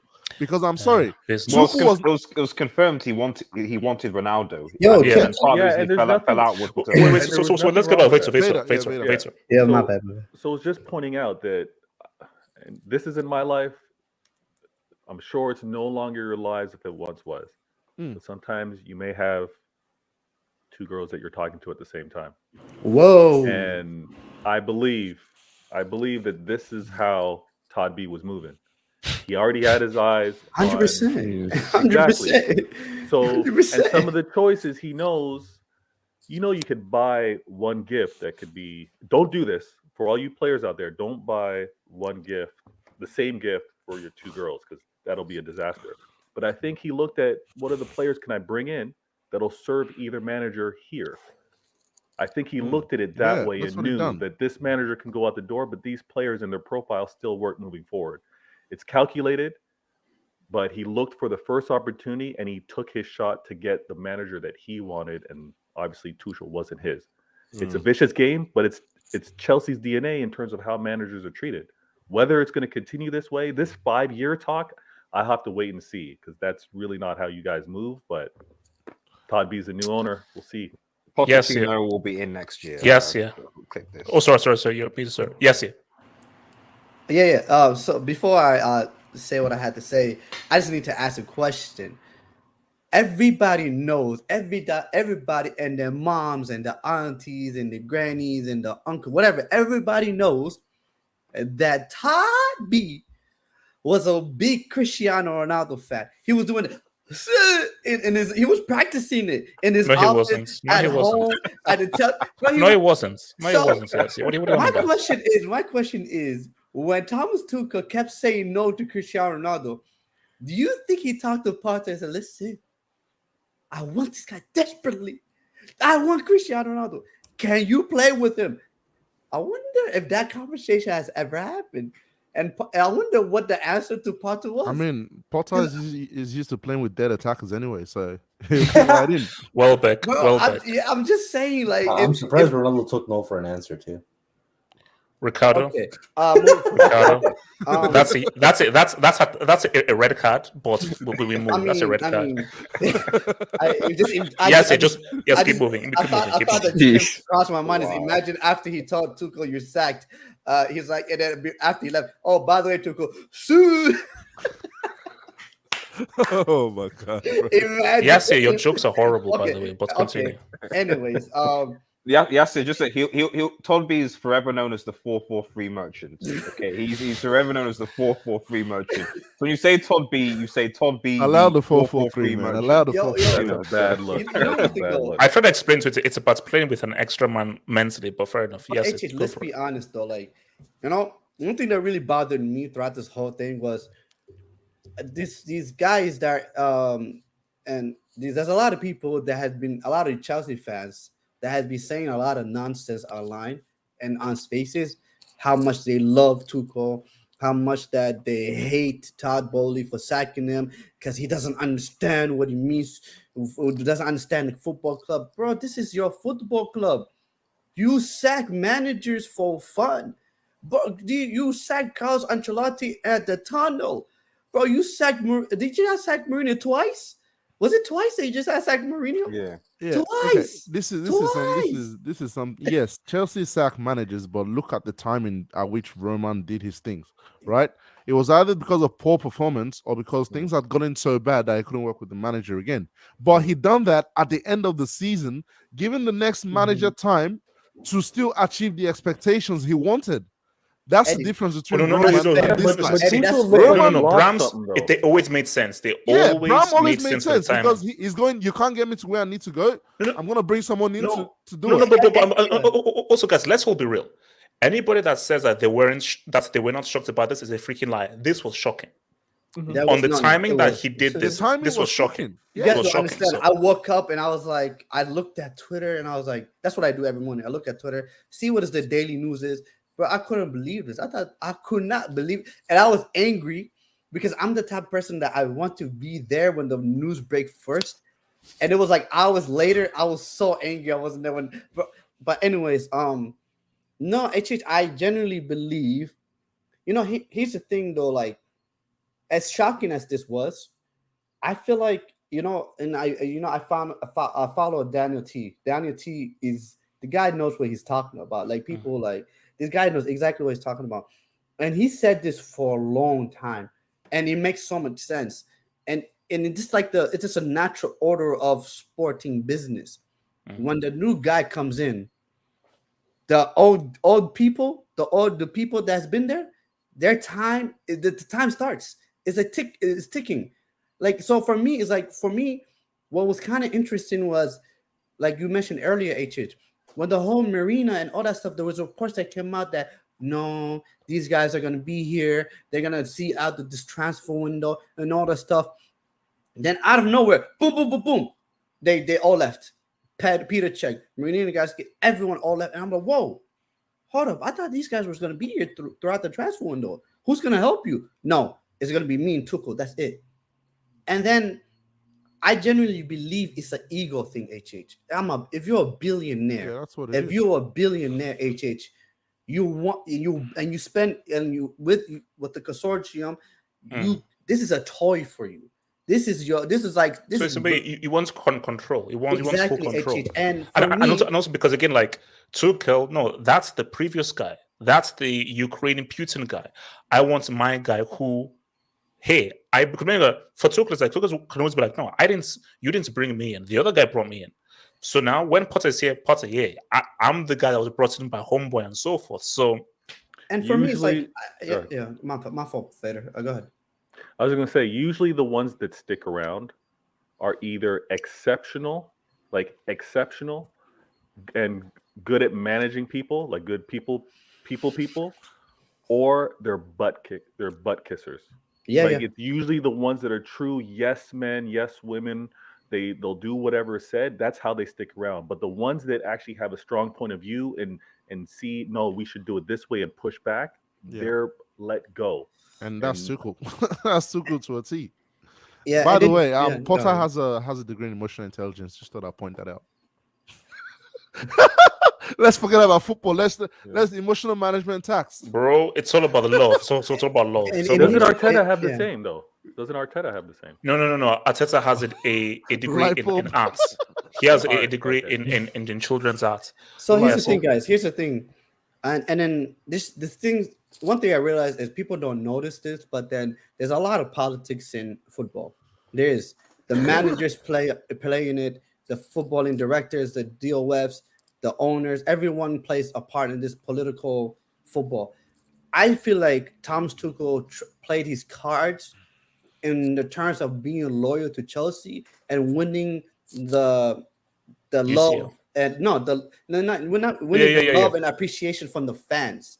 I genuinely believe Tuchel felt like if I win the fans over, then I'll be protected. Even throughout this whole transition, all that stuff, I have the fans on my side, so I'm good. But No. Actually, no. I thought, and even when my idea was, I thought Tuchel was like, I don't have that trigger happy dude, which is Abramovich. I have a new guy, an American. He's going to allow me to fail and give me the process. But I think what we're having is maybe through those misunderstandings, those arguments, those disagreements, Boehly was like, oh no, screw this. Like, I am still shocked that Boehly pulled the trigger like this.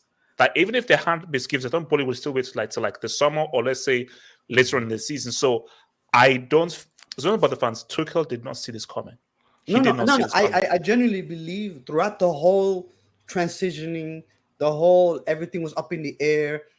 I mean, I believe everything he said, but then there's like a lot of political things that he said, saying that even if I have to, I'll drive the team bus, and like that's good PR. But I mean, it is what it is. Like, come on, managers play the politics game as well.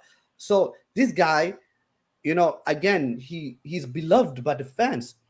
A lot of the fans, bro, the outrage from the fans, bro, that's what he expected. Oh, no. I had the fans on my side. I have the loyalty of the fans. But here's the thing. It's like the most important person that you have to please is the owner. And then when I 100% believe that there was, in terms of like the relationship between Todd Boehly and Tuchel, there was a division. There was a massive division in it. And it was a massive breakdown. I genuinely believe that, and it got to a point where, like, okay, Todd B was like, you know what? I am the owner. No, I am the responsible for this. I am that dude. You work for me. Come on, everyone knows when someone's a boss. So when someone has power, when it gets to a situation where the relationship is not great, they use I'm the guy. You need to talk to me. And that's sorry, before you go, Church, and that's where, like you were saying, there's a clash there in terms of the understanding of how the sporting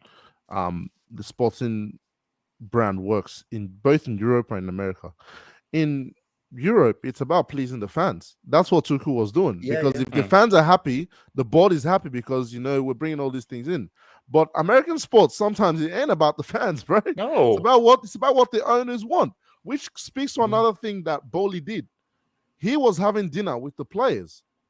And we can't let these players off the hook because Aspie has been mentioned and a few other players. Because look at American sports. American sports is basically dominated by the players controlling especially your star players, especially your big players. Yeah, they can get the manager sacked. How many of these big players were snitching on Tuchel? That's a question that's not been asked. No, because I think it's James Dolan who owns the Knicks. Yeah, the fans hate him. But Dolan, he doesn't give a damn because there is such a massive separation between the owners and the fans that's not there. But in the European sports and so forth, the fan is a lot more important in European sports than it is in American sports. There's a lot more distance between the fan and the ownership, but the ownership and the fan are much closer here. But which is why it's Eddie, man. There are scary days ahead, bro, for this. I'm telling you right now. One last thing I'm gonna say quickly about quick. Graham Potter. I'm a fan. I'm a Potter sexual, whatever Eddie said. I'm a big fan of Potter. Okay. I'm a big fan of this guy. I think in terms of footballing, he is a hitting gem. But I do agree with H.H. Notion. Man, this is Chelsea Football Club. But the way I see it is this guy, Todd Boehly, by sacking Thomas Tuchel, he is going to be stubborn and he's going to be adamant with Graham Potter. So That's exactly. Yeah. So Yeah. you're gonna see a lot of growing pains. Okay, wait. So He doesn't let's care hear about the fans. Wait, President Jafar. It's simple. They wanted to secure Potter before he took the England national job, hence sacking Tuchel before the World Cup. Bro, I don't think. Well, It came out though. It came out that the FA, but Yeah. I was looking at Potter as a potential in case anything happened. Who cares? Who cares? yeah, no, but my thing though is that I said, who cares? If it's the wrong man, it's the wrong man. Potter is the wrong man to be taken over at Chelsea. That's all that matters though. So if he goes in for England, fine. But the idea is, why are you hiring Potter as a man to take over Tuchel? For me, I was all about sacking Tuchel because I hated that for football. But going for Potter, that's wild, bro. It's wild. Edward or Sockman, 50,000, 50K is less for me to play two positions, goalkeeper and centre back, 4/4. Blancos, you see what this is crap if now. Mendy should be scared now. Yeah, Mendy it's should be like- scared because he's going out the door. QC8. Boehly will whistle to Potter to do magic. Harry Potter settings. Lord. Wing. God bless my lazy. Trust Todd Father. # pot of gold. So Wing, are you a Chelsea fan? Because last time I checked, you were a PSG fan. So Wing, I need to know where you're at. He came back after Tuchel got sacked. Fire the season. Chelsea in the mud. At least Nigeria. Oh, there we go. Thanks for that, man. Jesus Thank you, Christ, man. David T. Huge amounts of players that don't suit the club. Players on huge and long. Is that a donut or contract? Contract. Ditching experience for an up and coming England manager sounds familiar. Look, David T. Thanks for the dog, man. Thank you for the dog, David. My thing is that bro, I'm scared because I think Boehly was the guy who gave FIFA 4 from like a 7-year contract.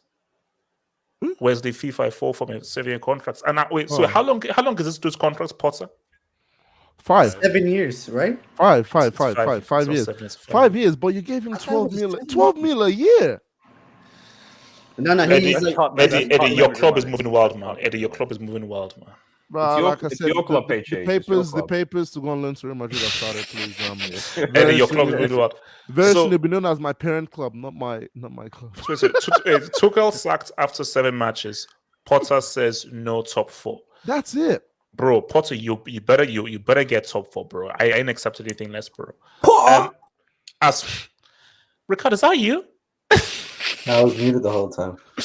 As for the K, I think there's a little difference between fighting relegation versus a UCL night in the Bernabeu. Standard drop. Chelsea on the way to be a top 4 team. God forbid. Chelsea will never stoop that low. Chelsea will never stoop that low. Never my Chelsea. Team. When was the last time Chelsea challenged for a title? Never my Chelsea. Rents last season. Rents boys talking about process.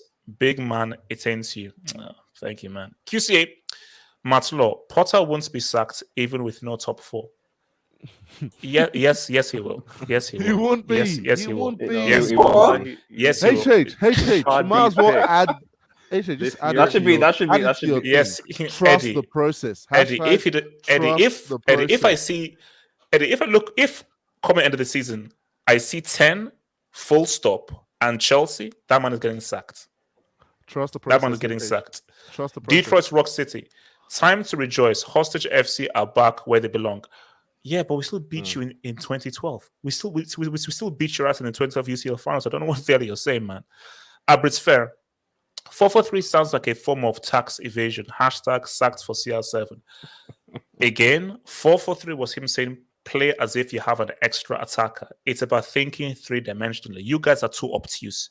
There you go. Chelsea suffering from Prince Charles tax with Mason Mount #19. Eddie, do you think he persists with Mount and Gallagher due to English bias? Oh hell yeah! Because the Twitter coaches have already started on how he likes his energetic 8s, and how Mason Mount and Gallagher fit the profile that he's looking for, especially with Conte being injured and Kovac is playing DM. So yeah, it's beautiful times ahead. HH, it's beautiful times okay, ahead. Eddie, I'm looking Eddie, forward to it. can you mail me a copy of those loan papers?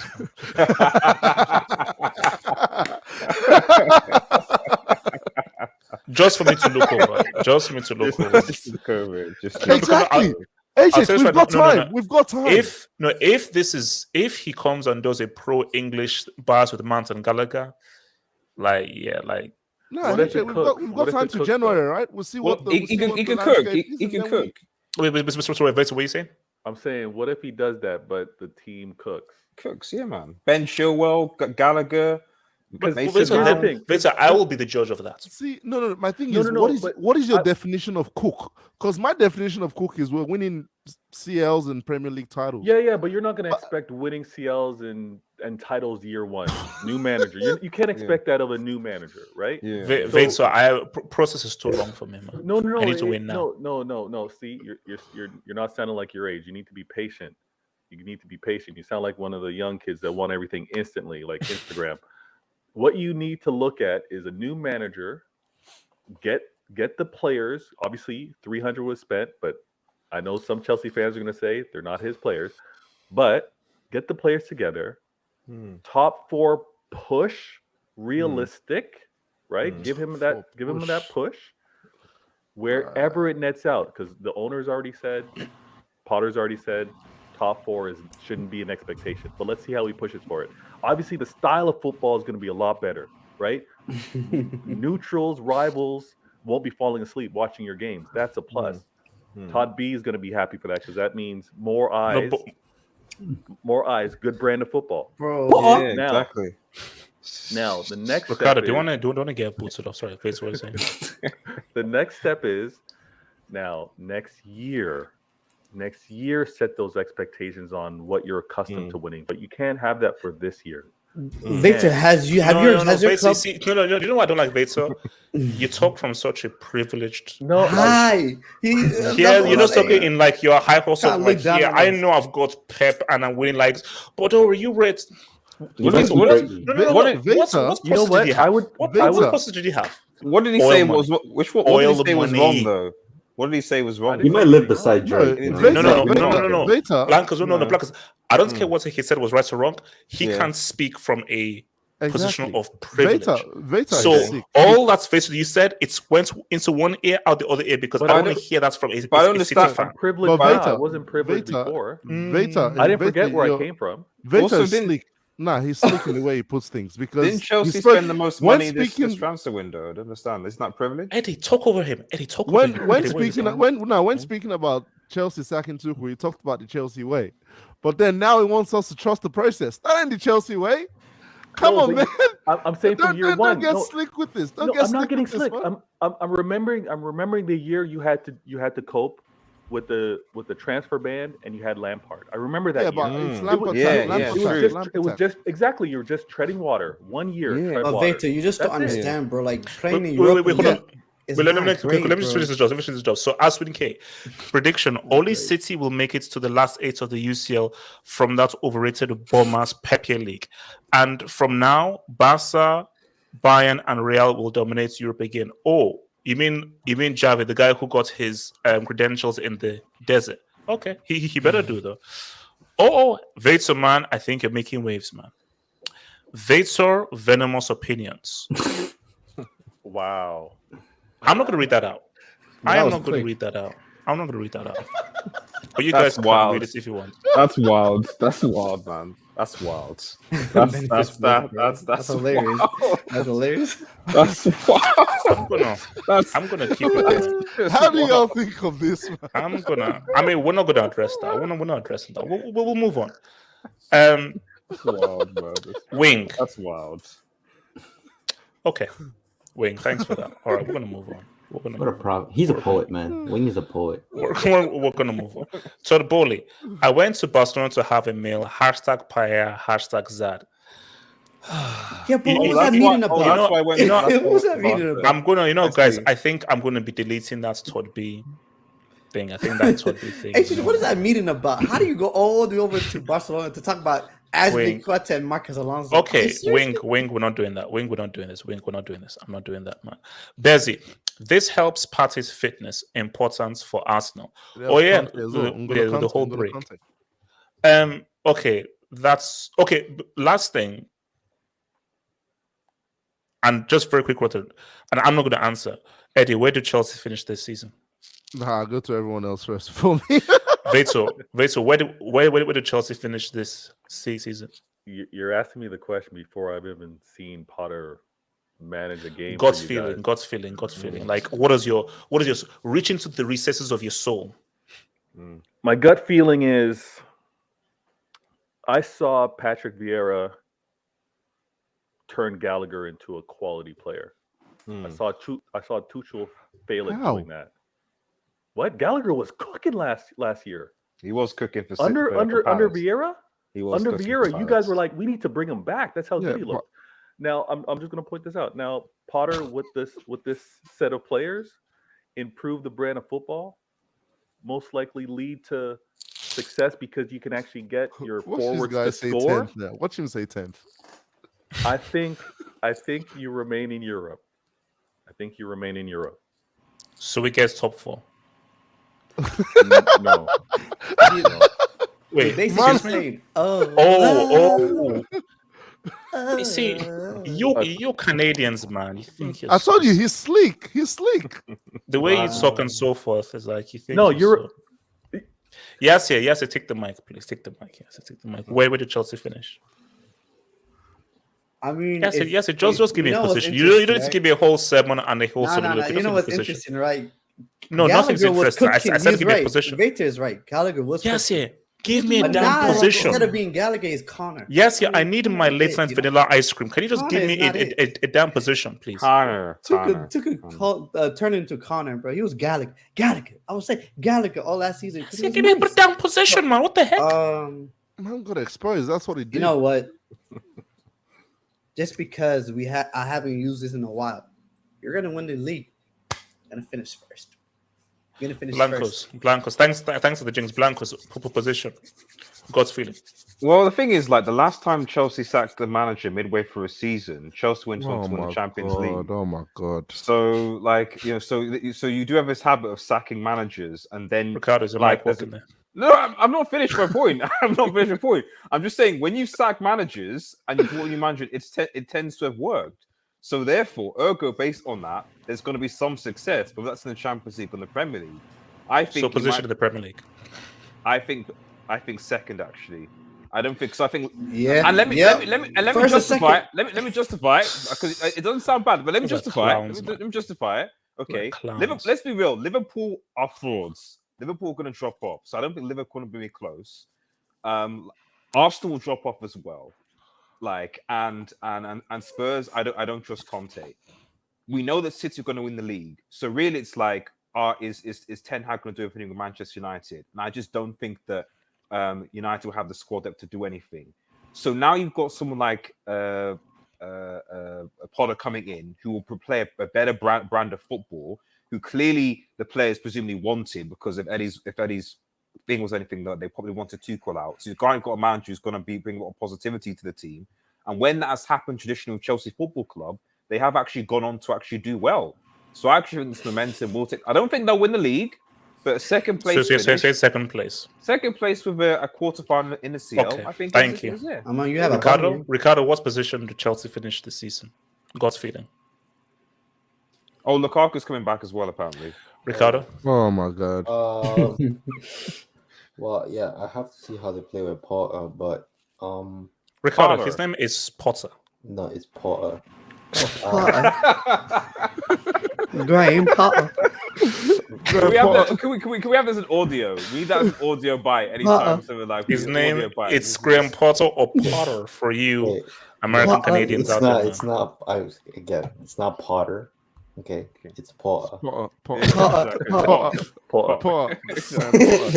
Ricardo, me, okay? where does Graham P finish? Where does Graham P finish for Chelsea? I'm actually probably like 5th or 6th in my opinion. Easy, bro. Come on, man. No, because no, he's not. He's annoying and he's antagonistic. He's not funny. He's freaking annoying. I'm a racist. He's too. annoying, man. Shout. Ricardo, what did you say? And he's what, sixth? Nigerian, apparently. He said sixth. 5th or 6th. Fifth or sixth. Yeah, because City are gonna win. Arsenal, they're gonna top 3. I think Spurs as well. That 4th spot's the one that's looking tricky because You rate Arsenal? Yes, man. We have to give them some credit. They're actually. They'll drop. I think they'll drop. They will drop, They'll yes, drop, but for sure. they'll be competing for second or third with Tottenham. Easy. Fourth easy. is interesting because United are starting to get better. No, Liverpool we're not. No, we're not. Yes, you are. We're not good. We're trash. We're gonna forget We're about Sociedad. rebuilding. We're gonna forget about Real No, Sociedad. we got destroyed. Bro, Ronaldo is trash too. Yeah, say, Right? we kind of land your points because we need to move to the next one. Yeah. So Liverpool. I believe Liverpool at some point will kick on and just reclaim top 4 spot maybe. When Milner gets out of the midfield, And that's then not happening. Chelsea. I don't know. I have to see what happens with Paul first, and then we'll see where it goes. What's it called? Abrisfer. Liga MX teams are accepting loans. HH. Shout out to Mexico. Club Beautiful America. woman, amazing woman, and so forth and everything. But I think I'm good with Liga MX things now. But thanks for the offer though. Thank you though. QCA. HH. Boehly doesn't know relegation. He's waiting for the. You see these jokes. These. Imagine him winning the Carabao Cup. He thought we just won the Champions League. HH might be right. 5D chess is thinking about the Super League. Yes. Well, Super League. You know what? I'm not going to address this, man. Playoffs, man. Hold on. Abrisfer. Gasparini could have been bought out from Atalanta. Yeah, That's true. That's the problem. You could have bought any manager out. And there were many guys. Why? You see, I told you, it's Eddie, your club, man. All the runners, please no. Wait, Ricardo, can you please read out this dub, please? Please, no more Graham Potter. Graham Potter. Thank you, all the runners, man. Thank you, bro. Patrick, good thing the NFL starts this weekend. Unfortunately, I support the Cowboys. Wow. They have the fan base of Real Madrid. They haven't won a championship in so long. Yeah, wait, wasn't it like in 96 that they won it like in 96? Yeah, like 27 years now. 27 years. Oh Lord. Okay, guys. So I don't know whether you guys saw this vid. So rewind ourselves back to the last day of last season when Liverpool were about to win the quadruple. So Liverpool had Wolves at home. City had Aston Villa at home as well. And the narrative was Coutinho is going to hop and do everything. Now, I remember, here's my thing. So I was at like a watch party with the Terrace for like the first half or so forth. And I was like, man, this is pointless. So I sort of went away and went back home to watch the AC Milan game. And then next thing I had was, bro, these guys are 2-0 down. Yeah, all hell break loose. I was like, there's no way. There is no freaking way. So there's a video going, and we all don't know what happened yet. From the video going on where you now look at Pep's halftime team talk, and these are key. I still want to see the halftime team talk that Rafa Benitez had in 2005 in that UCL final. Yep. Because that is a halftime team talk that I need to freaking see. But what was interesting about the halftime team talk was, and you guys could see, is what Pep was saying to these guys. And I think it's all about the mentality because let's keep it real. 2-0 down with that much pressure upon you and knowing the repercussions, that's a lot of pressure. That's massive pressure. But I think the key thing that Pep was sort of saying is, and this is where you now have to talk about football. If you play the right way and you do the right things, good things more likely will come. It's not about running hard, giving an effort, having massive passion. Those things are a given. But if you keep doing the right things, that way it will come. And what Pep said is that keep on going, but the key thing is you have to believe. The moments you don't, and he said, look, I do know that you will think of like, my gosh, what if we lose? I will think of the repercussions. But, and it's almost a thing of life. If you just inject that positive mentality into anything you do, more times than not, something good is going to happen. And I think for City, they were like, we trust in our football. We know what we can do. If we keep doing the right things, footballing wise that we've done for so long, the goal is going to come, the win is going to happen.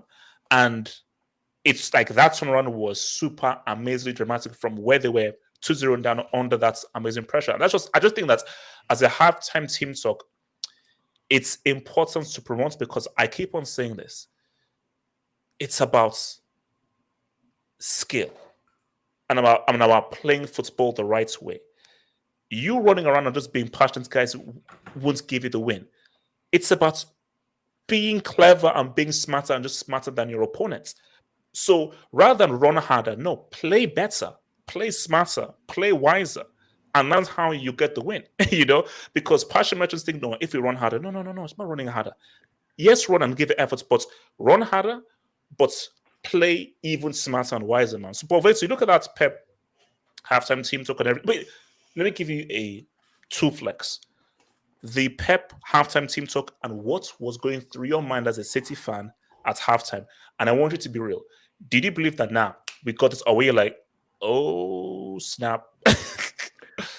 I'm sure there's a clip because I did a post game after that with some of the crew, and I had my concerns if we continued playing that way that we wouldn't win, but it wasn't doom and gloom at halftime. I was like, we can win this. The club, the team, the players that were selected, that 11 can win. But I was stressing out because we had Fernandinho play on that first half, and he wasn't up.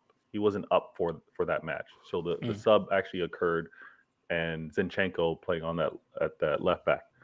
But I thought that Pep had to change it, and that moves could be made to win the match. Now, seeing that halftime speech, and then now reflecting back on what that match was, had me wanting to like roll up my sleeves and actually go out and play because it spoke to exactly what you want to do as a player and what is so difficult when it comes down to winning.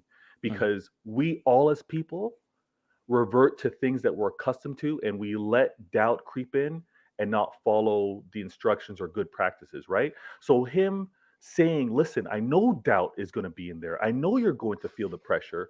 That's normal.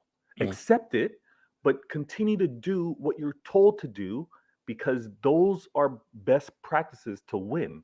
And we all want to do that, whether we coach, whether we've been athletes at our time. We sometimes lose the trust in what we are told. If you do this, you can win and be successful. Now, I'm going to fall this back because, I'm still in the classroom, HH. And with you telling me I'm not fluent, I'm doing my studies. To win at the Champions League level, to win at the most difficult levels, which we've been able to do in the Premier League, requires you to trust. Because the crunch time comes down to you need to listen to what I'm saying. I'm the manager. Follow my instructions. This is how I know we can beat the other side. Go ahead.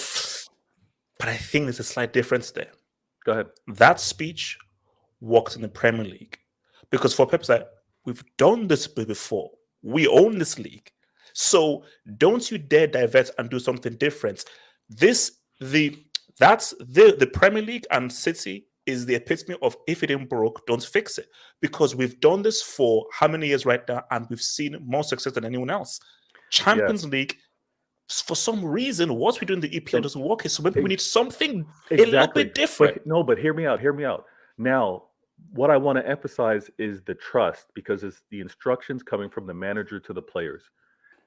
The first year or two with the club making it to the Champions League and the failures that they've had also reverts to them not listening to Pep to a T. And I know that they probably have more confidence and trust in listening to him in the Premier League because it's resulted in 4. But they still need to have that same trust and belief when he's talking to them during the Champions League. They need to listen to exactly that. And it's something that kind of grows with time, because with success, you're like, yeah, I followed your instructions and we won. So I'm going to continue to do that, even though the crunch time comes along. I agree with you. Champions League, it hasn't been, but something new doesn't need to be injected. I think that the players themselves. No, Professor, I disagree because I believe that you think the instructions that he gives them for success in the league is different from the instructions he gives them for success. No. My point is that the instructions are the same for both, but I feel that an individual needs to be like. Basically, for me, I say the key to life is having an equilibrium, having a balance. And I think in the Champions League, yes, let's take these instructions. But whether it's a De Bruyne, whether it's a Haaland or someone needs to be like, I see the clipboard there. I'm just going to veer off slightly. No, don't veer off. That's the problem. Don't veer But off. that's what you need to do because I feel that then you they could keep have hitting 11 this players. roadblock. No, but then you can have 11 players all going off script. No. You need one or two that has something special to really because you're so close, and that gap maybe is down to De Bruyne. You need to just do something a bit more imaginative. But you need to just do something a bit imaginative. That see everyone else on script, but one or two players, you need to do something imaginative to really close that gap, which is what Benzema was. Which is what Lewandowski was for Bayern and so forth. You need someone to do something special that isn't on the clipboard. No. The ability and maybe having a special moment, I agree. But how we are going to approach winning and how we are going to rely on each other, you don't go off script. You still trust in each other, and because Pep is stressing, keep doing what you're doing. Keep doing what we're doing. We will win this. And I think that's the trust that's been lacking when it's come to the Champions League. But this instructions with regards to halftime, that's what every player struggles with. Everybody has that moment of doubt or insecurity or anxiety and think that they're the only ones to feel it and they're the only ones having that pressure. He made it even. He told everybody, I know you guys are all experiencing this, but let's keep going. We will win this. And that's going to be on loop for many City fans. And honestly, for sure. And honestly, rivals and neutrals need to watch that and see it for what it is, because it's the energy in the locker room that many teams have. So let me come to Ricardo and I'll come to you. Ricardo, your thoughts on that whole halftime team talk and Pep's approach? I think it's pretty straightforward. Just like pretty much, you have nothing to lose. Like it is like. No, you have a lot to lose. Well, no, I'm saying in that game. Well, yeah, you lose the title, but I'm like, in saying like, there's no point of just playing a reserve style game anymore, because it's like you're losing the game already. So if they score on you again, you're losing. Period. So but they did score. No. But I'm no. Wait. Will the halftime score? I think so. Halftime score was 1-0. Halftime score was 1-0, and they then scored again. Yeah, and then they scored again. Yeah. Yeah. So, I mean, yeah. Well, that just proves my point. It's like you have to go for it, whether it's 1-0, 2-0, 3-0. Like, you gotta. So at the end, obviously, it looks masterful because they ended up winning in the fashion that they did win it, but. To be honest, like I don't really know what much to make of it. I'm pretty sure every manager fucking says the same thing when his team's down at halftime. Like, why is it so special? Because that bald fraud says it. Like, no,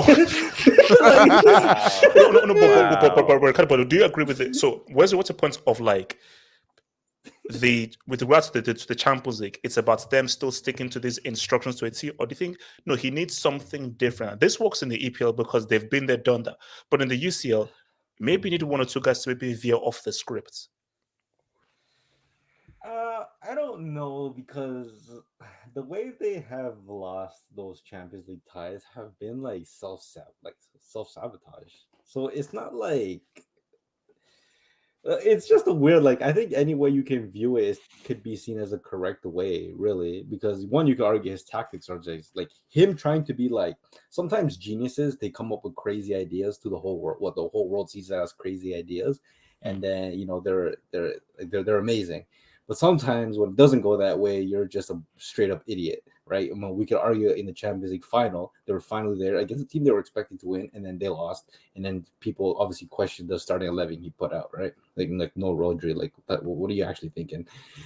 But how many times have we seen it? Like it's a pattern too. It's like it's not just that loss, the one against Lyon, the one against Monaco, the one against who else did they lose to? Well, Liverpool, I understand, but it's just. I don't know. Like sometimes I feel like he tries to do too much, and whether or not they stick or they need something different. To be honest, sometimes just sticking to who you are, especially like City have been who they are in the Premier League, for example, right? And they've been very so successful. And they've been incredibly successful. Now, that's where I think he's overdoing it when it comes to the Champions League. So, what does he feel that he needs to be clever? I don't know why. I guess maybe he feels the need to be clever because he doesn't have, Messi, Xavi, Iniesta, all those guys. But Like I said, I don't make much of it. Like, I'm pretty sure you can pull up another, No, you halftime can't. No, you can't. speech about like, hey lads, we're down 2-0. Like, just go for it. Maybe No, we, Yeah, yeah, we might win. The but other it has the whole Pep halftime, sauce in it. Like, Pep has yeah, a sauce. exactly. The Like, other Bro. halftime speeches are just gonna be f bombs and let's Bro. go. Bro, Yeah. remember that yeah. other speech? Remember that other speech where what's his face? It was Pep. It was Pep. He was dick riding Messi. And like, imagine you being a Man City player and you're like busting your ass on the field, right? And then the guy's pissed off. He's like, you know why Messi's the fucking greatest? I'm like, do we have to talk about Messi right now? Like, we get it. Like, you love him, but like, Screw you you, know- man. Wait. Have you guys seen Any Given Sunday? no. Of course. No, What? You guys Man. haven't seen any given Sunday? What? no. What Man, is that? guys, that's poor. But basically, Jamie Foxx, Al Pacino, Al Pacino. what's his LL Cool J, all these Overrated dudes. as fuck. But Dennis, no, basically, Al Pacino's, that's like one of the best sports speeches in any sports film. Like his speech. okay, that he but gives it's a the guys. film. Like, come on, this is not in the moment. Somebody have to sit down on a desk and write this shit. Anything Ricardo, can it's sound Al poetic. Pacino. Okay, come on, it's Al Pacino. I don't care. It's Okay. a movie. He has to talk to me. Yeah, no, basically, watch it. Great film, though. He has to talk to me.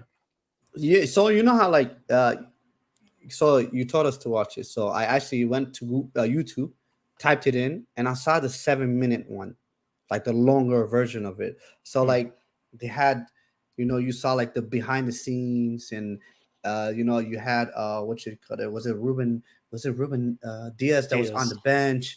And then you saw Ilkay Gundogan. They interviewed him as well as can't say his name, Zinchenko.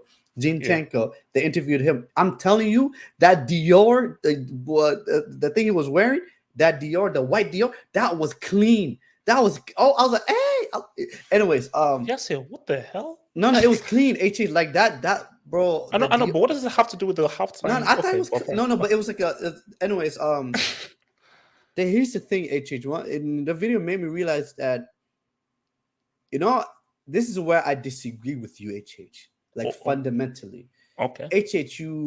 You're a eye test merchant. You are footballer merchant. You are technique merchant.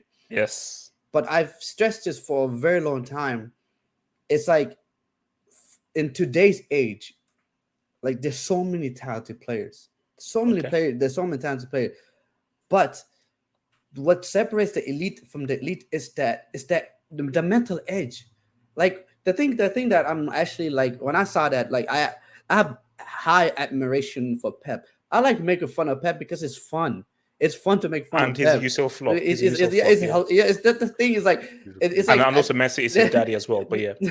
yeah. So but the thing is like, one thing I appreciated was like, is the players he got was not only the very talented players, was not even the really good gifted technical player, but it was players that had the right mentality. Yes, that's like, BS. No, that's BS. No. Let's Pep go to Scunthorpe. No, Pep has always had highly technical players. So yes, don't give me this crap of what Mourinho has done. Mourinho has used scraps and won titles with scraps. Why does Pep it have to be can't a win anything with scraps. So no. Yes, don't give me this crap that, oh my gosh, Pep can take an average person. No, but but he not, refuses. I didn't say that. I didn't say that. That's not what I'm talking about. But okay, what do you say? I'm just saying it's like, what the thing is like, if you that speech, that performance would not have happened if the players were not mentally strong. It was not the mental. It's all. I'm not lying to you. It's like there's certain players, bro, like that that cannot do what that Man City team did. Then why can't they do it in the UCL, which requires even greater mentality? Because it's a different competition. It's a harder competition. It's a different competition. I know it's a harder competition. Continue. I know. Okay. Anyways, what I got out of it was when Pep, what he said at halftime, it not only had it, the players understood it. It's one thing to hear something, but it's another thing to actually fundamentally understand it. So when they went back on the pitch, they understood what the job was. They understood what the manager said. And then for them, that's all they needed.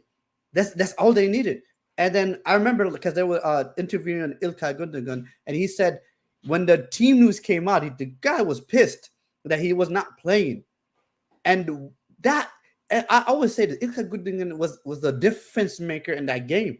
He's the guy, because he even said it was like when I came on, everything was going crazy. All three subs, yes, sir. Just to add to that, Zinchenko, Sterling, and Gundogan. Boom. 3 subs, all impact. Because like in their mind, they were like, you know what? He's right. Like what? And the things the worst he says, like, guys, I know. Like, he's like, I know we have to push. I know we had to push. Don't worry about it. Don't worry about it. You just got to push. Get the next goal. What happened? Coutinho scored. You saw Pep and and then you saw me watching. I was like, oh man, Liverpool winning again.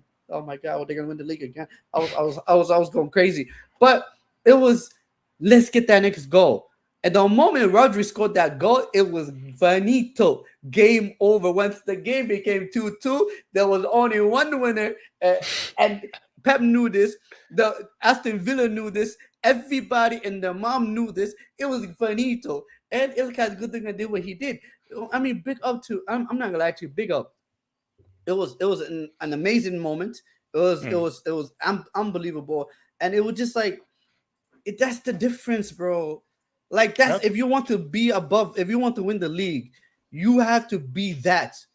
You have to be that. But do it in the UCL though. Do it in the UCL. Listen, you're a hater. Just appreciate for once. I know. Do it in the UCL. Mental toughness and mental endurance. It's not amongst every player, and it's also not amongst every fan. Not every fan is able to deal with the tough times and remain with their club until they reach success. That's something that's not universal. The whole thing about mental toughness and so forth, going through good times and bad times. Why are you looking at me? I don't understand. Eddie, talk to me. So, Eddie, what did that say to you? Especially Pep, and what did the UCL flop? Saying that to you and so forth in the EPL. Like, I mean, because look, it was a great turnaround and so forth. And look, it was a very good, inspiring speech. But Eddie, my thing is that why can't he do the speech in the UCL? Why can't he do it in the UCL? Wait, hold on. Since when did we become mentality merchants and passion merchants? Exactly. No, Eddie, no. I'm sorry. Hold on. No. There's a huge difference. Hold on. Eddie, there's mentality and there's passion. Can we look at this? Yeah, he gave the speech at halftime. For 22 minutes, they didn't score. Nothing happened in that game until Coutinho scored. So hold on a minute, because let me explain that. I've coached, and I currently coach at the moment, right? The time you get a reaction from your players is right at the start of the game and right after halftime. From then on, you have to manage situations as they come. So look, I'm not saying Pep wasn't great in that game or Pep didn't have something to do with that win. But don't tell me this was a speech that did it for Manchester City. I'm sorry. It's the subs. Thank you. It's the guys he made. They had the fire in their belly. The tactics they came on game. And went, you know what? I'm going to prove a point today. That's what Gundogan was coming to do. That's what Zinchenko came on for. So Vince, you told us a lie? Vince, you lied to us? No, here's the thing. Eddie's being way too simplistic. I'm going to let him talk, but he's being way too simplistic. Because, look, So wait, hold on. Can I ask you a question? No, wait, sorry. Let Eddie continue to expose Vince's lies. Eddie, continue. Look, I'm not going to say that speech wasn't good or whatever, yeah?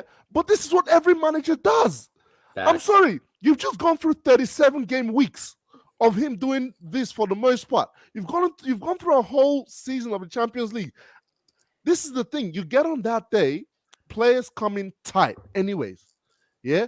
All Pep's just trying to do is say, all he's trying to do is relieve the pressure of the players. Like, yo, go do your thing. Don't worry. Look, we're losing now. We're going to lose anyways. Go do your thing because players come tight. But they still get on that pitch and they become tighter. There's nothing you can tell players. That's why, like I have said, he wants to see what Benitez said. Because for me, the dressing room, especially in that moment, is about the players. You need that one or two players that you can look into the eyes and be like, you know what? I'm with you. Like, we're all in this together. All those players are looking at Pep like, yo, you don't know what's going on out there, man. Like, half this shit ain't working. It doesn't matter what he says. We've seen Arteta doing with Arsenal. Light bulbs, join brains, join hearts, and all that don't make that shit. comparison. Stop it. Don't make that comparison. No, I'm not making a comparison between them. What I'm saying is managers try to do crazy things or say things to get stuff out of their players. let's not make it sound like is this special thing that Pep did all because it's Pep. No, every manager, this happens in every dressing room. No, it but happens listen, with every manager. It's course. all about the players. No, the effective. So basically, Yasser and Anveta, I mean, so you lied to us. No. This is. Are you telling me that? Are you telling me that Vader, speeches was winning games, not tactics and substitution? Vader, look at the nature of the You goals. guys are making it too simple to be like one thing resulted in the other thing. I'm saying the combination of that speech to allow them because you know what? I'm gonna have to talk to you guys like simpletons right now because you guys are making me mad.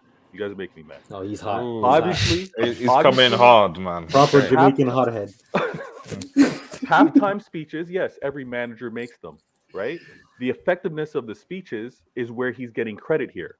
Because when you play in the last match of the season and you're going up against a team that's willing to play for a draw, because all they want to do is just screw your opportunity to winning the league. The manager on the other side is a diehard former Liverpool player. He would love for his thing to be, I cost City the league. He was playing for a draw. They were not playing attacking, consistent football that day. They got the goal. They pretty much sat and were looking to counter. Now, he was reminding the players, keep doing what you're doing. Keep attacking. Don't succumb to the pressure, the nervousness, the what if we don't win this moment.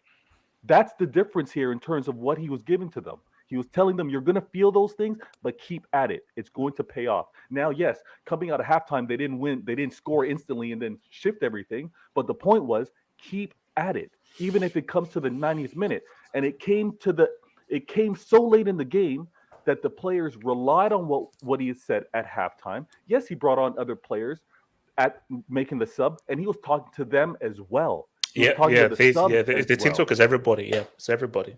Okay, so now they come onto the pitch and they play the same style that he was talking about, knowing the importance of it, and they came through with the win. It's all inclusive. You guys, again, simplifying and making the speech make the win. No, it was everything involved. Ricardo. Here's the thing. Let me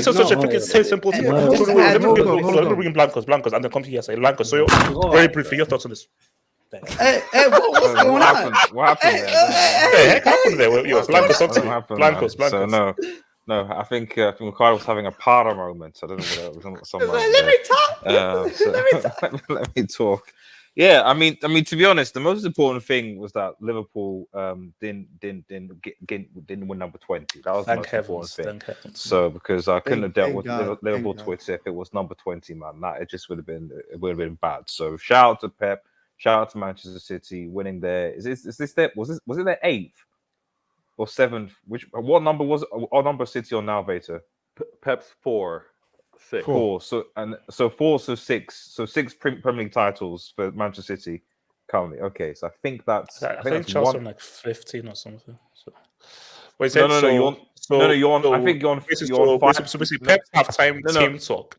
Yeah. What were your thoughts? Just as a correct, so as no correction, you're on the same number of titles as we're on 15. So 15. So yeah, on 15. So continue. So is it 15? Yes. So it is what it is. I know for 15. Well, we are the third behind Liverpool and United. So you're saying? I think Arsenal. No. But I know you're saying so. Third behind them. So you're saying third behind Liverpool and United. So third behind them. 5 behind Liverpool. There you go. So you're saying? I can't get over that 4-4-3 thing because it's the same type of fact. Yeah, but I can't get over like you just moving clubs and like 3 clubs and so forth. It's just crazy. I know. Like legitimately still champs. I know. Okay. So Blanco, you're saying about Pep, yeah? Okay. I don't know what this is like. Okay.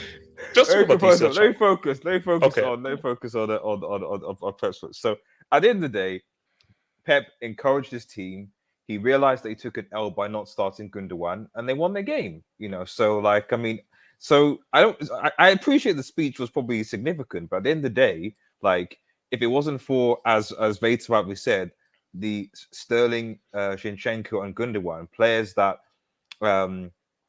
City fans don't particularly rate that highly, then they wouldn't have won. Specifically, Gundogan. I even said that even the previous season, Gundogan was one of the reasons why City won the league. Oh yeah, for sure. But De Bruyne is this. Gabriel. He's an industry plant. He's an industry plant. He's an industry plant. They're all He's an industry plant. So at the end of the day, freaking Belgian Drake, like, the Belgian Drake, yeah. Gundogan basically developed City 2 titles, effectively. So had he not done that, and I thank him for that, because I don't want Liverpool getting anywhere near number 20 anyway. So, but at the end, but at the end of the day, like as Vader said, like any top manager knows how to inspire their team. Pep is a top manager. He knew how to inspire his team, but Pep has been in a situation before with Barcelona, with Bayern. Well, okay, maybe not Bayern Munich, but certainly with Barcelona, Manchester City, where he's been in a situation where he's had to do these things. And whatever you say about Manchester City, because of there is something such a thing as the mentality of the fact that they've been in this position before.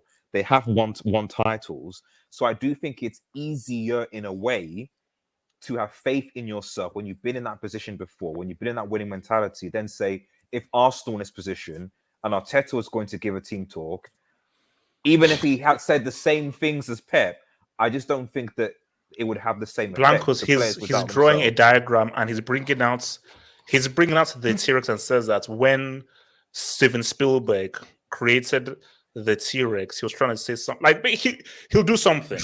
So and Los Blancos, a T-Rex ain't inspiring me to come back from 2-0 down. But continue. No, I mean, like I said, I need to finish watching the Arsenal back. I haven't seen the epic rant that he had after the Newcastle game. I don't know what speech we would have after that. But fundamentally, what I'm saying is that like it's a combination of obviously Pep being the manager he is, but also the fact that I didn't say anything. He's not really UCL flop though, is he? He's got Messi did give him life, but I know. Continue. Yeah, he's got 2 Champions Leagues, man. That's Messi gave him. I know. Continue. Yeah. I mean, it's still and, 2. And Spain and Messi. Yeah, continue. Yeah. Mm-hmm. Okay, fair enough. So it is what it is. So Chelsea also have 2 Champions Leagues as well, right? Well, 4 technically. Continue. It's a funny joke. No, I get the joke. No. What's a joke is you leaving your club stranded. Let me take some dubes, man. Ricardo, get lost, man. Get some friends, man. Go away, man.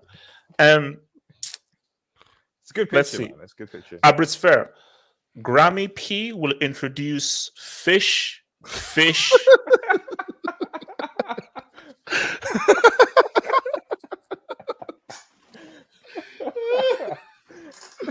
Oh God! We're gonna address that. He's bringing the Brighton fish and chips. We're not addressing that. Those are good fish and chips, Brighton. Those are good fish and chips, man. Wait, Half Hope's last hair follicle. Did this dude just do a massive Ricardo, bro.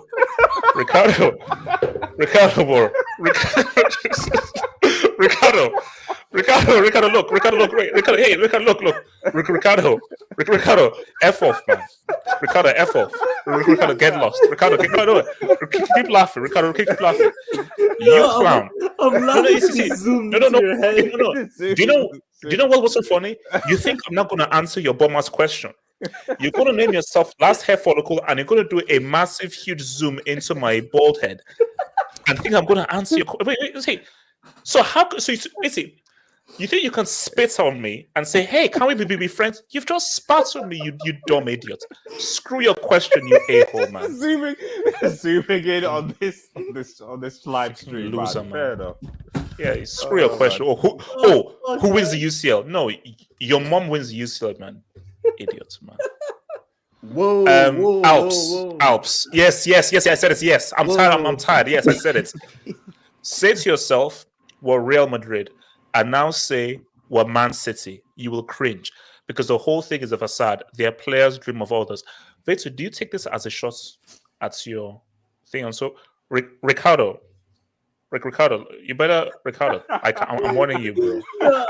That's so funny.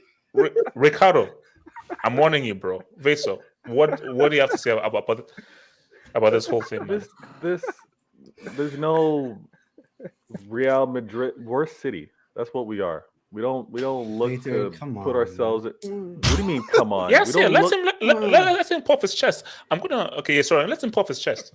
There's no I'm not puffing my chest. I'm not talking with extra bass. We are a city. That's it. We don't look to be like anybody else. You guys want to inject your standards, your expectations? No, it's our club. We do what we want. But you're We have our City. approach. That's the point. You're City. Yes, We're shh. City. Alps, I mean- City and PSG had the chance to win the UCL while the big boys were going through transition. Now the big boys are back with European heritage. Alps, I thought you were a Barca fan. I thought this guy was a Barca. That's how we want to win it, though. We want to win it with the big boys. That's impossible. So I'm not reading out to your name. Chelsea and City in the UCL final. We want revenge. No, well, you don't want to see currently, that. We don't want to see that. currently with Chelsea, I don't think it's gonna happen, man. Oh my goodness, man.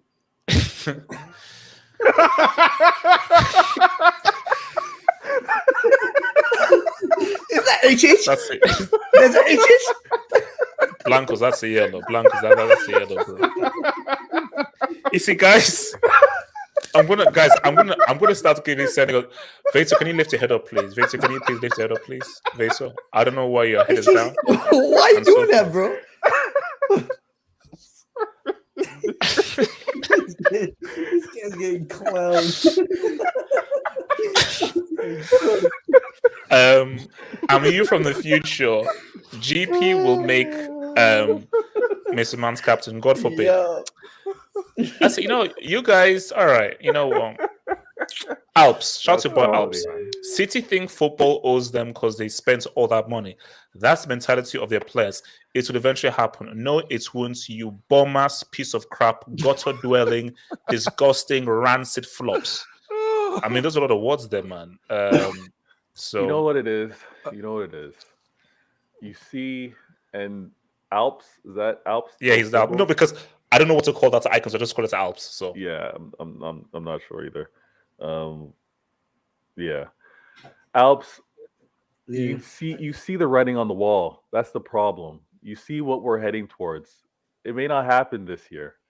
It may not happen next year, but you see us winning it. And get these. I don't want to mess with your money, but get these super chats out now, because when we win it, you're gonna have to say something else. Alps. Man United had a memorable UCL night against PSG at their worst. Before City starts thinking of winning the UCL, have a memorable UCL night first. This guy's really coming up with these things. My God, man. Wait, hold up. Alps again. Barca had grit. No, they had the refs. They had Puyol, Alves, Javi, Etso. And they also stole the game in Onan. And we also punked you in 2012 with 10 men. City got Ruben Sandwich on steroids, thinking that makes him captain material. Can't beat Rodrigo. And you make a big deal of Barca's levers, yes, because you stole our targets, you bum-ass thieves. We spent 150 million this summer. No, you didn't. You stole that money and people, you still need to be brought up. And also, you're supposed to be on that FFPP list as well. You are gangsters and you're thieves. City has spent enough money to fund World War III. You have to expose those guys. No, I'm exposing you for stealing my 3 targets. No, the Oos, the Ra, and the Ski were supposed to be Chelsea players. You effing thieves. Hold up. And from Damilola Milburn, lost. I'm not sure I want to say that. So needs to chill on God. Yeah, I'm not really sure what I want to say that. So, guys, last thing before we get out of here, man. So, I'm also speaking of Alps. So I said, one of the Modric turns 37. Now, yeah. Alps is a Barca fan.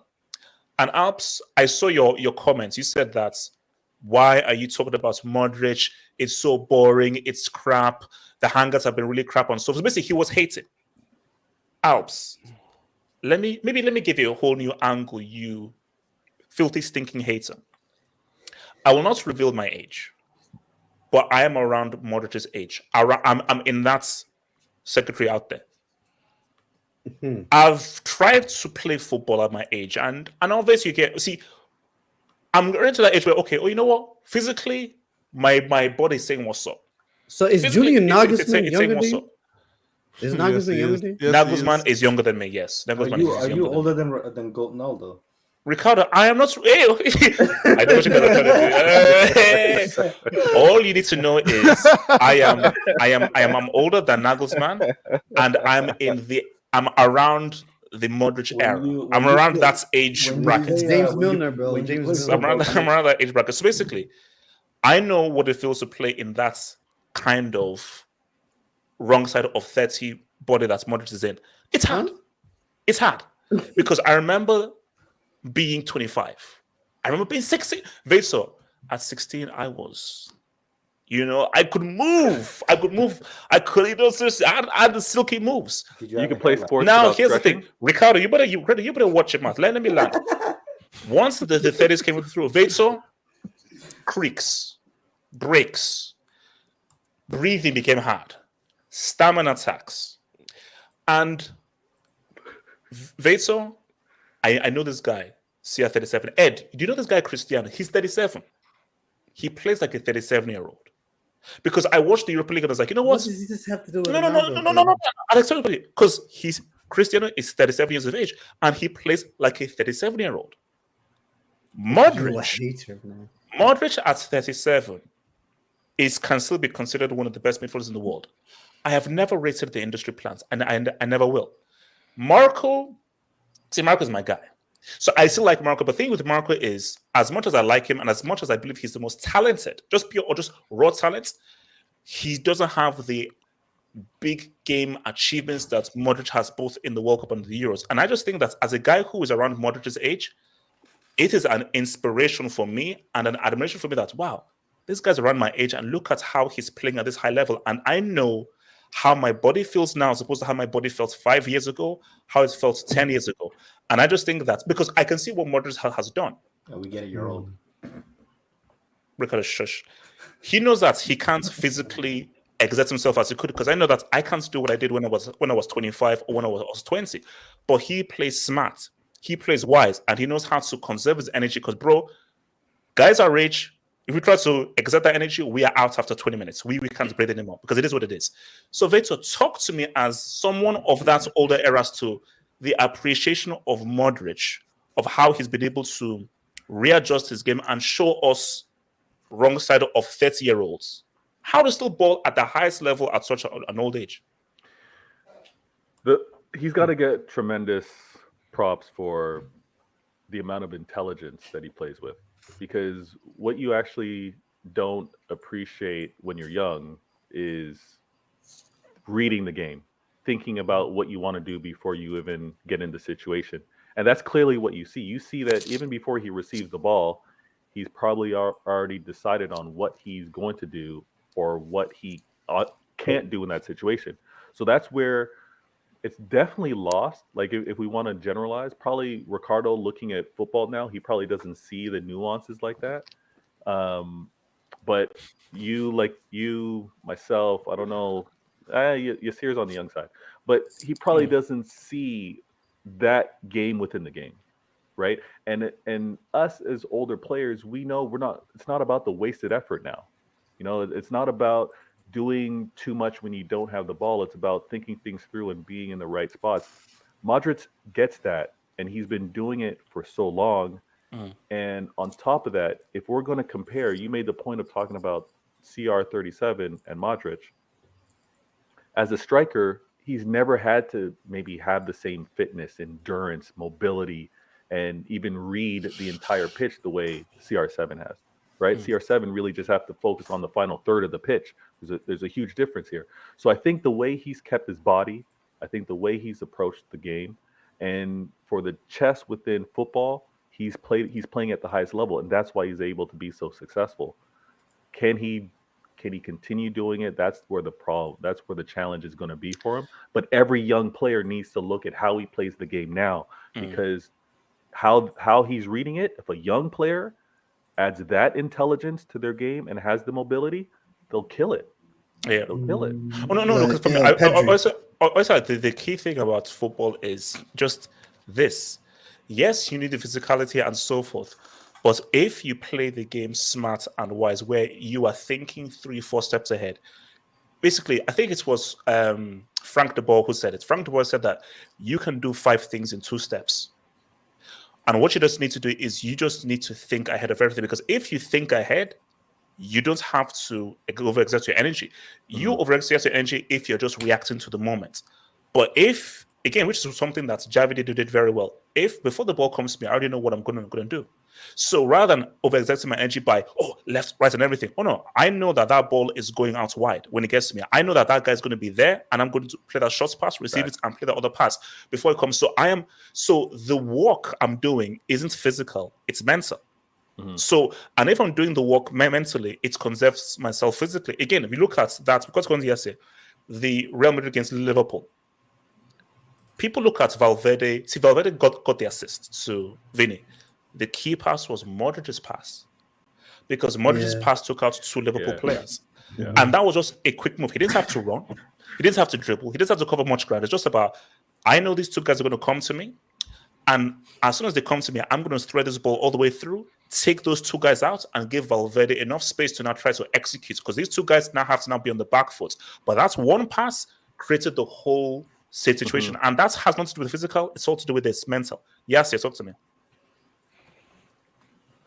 I mean, with Modric, it's hard. I see. I lose. This is when I speak about Modric, I can't speak. I'm lost for words at times. For me, he's beyond. He's one of those players that there is never ever going to be another Modric.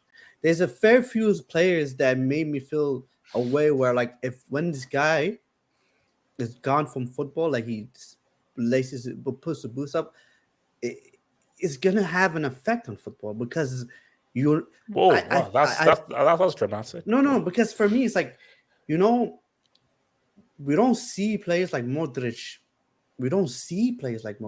It's like, for me, there was a time like a year and a half ago where I'm like, yo, this guy Modric at the highest level, he's gonna get eaten and spat out. Like, this guy cannot hang with the young dudes, But it's like, what he's doing doesn't make sense. It really doesn't. It really does not. Because, like, people misunderstand, like, especially nowadays, especially in the Champions League at the highest level in the knockout stage.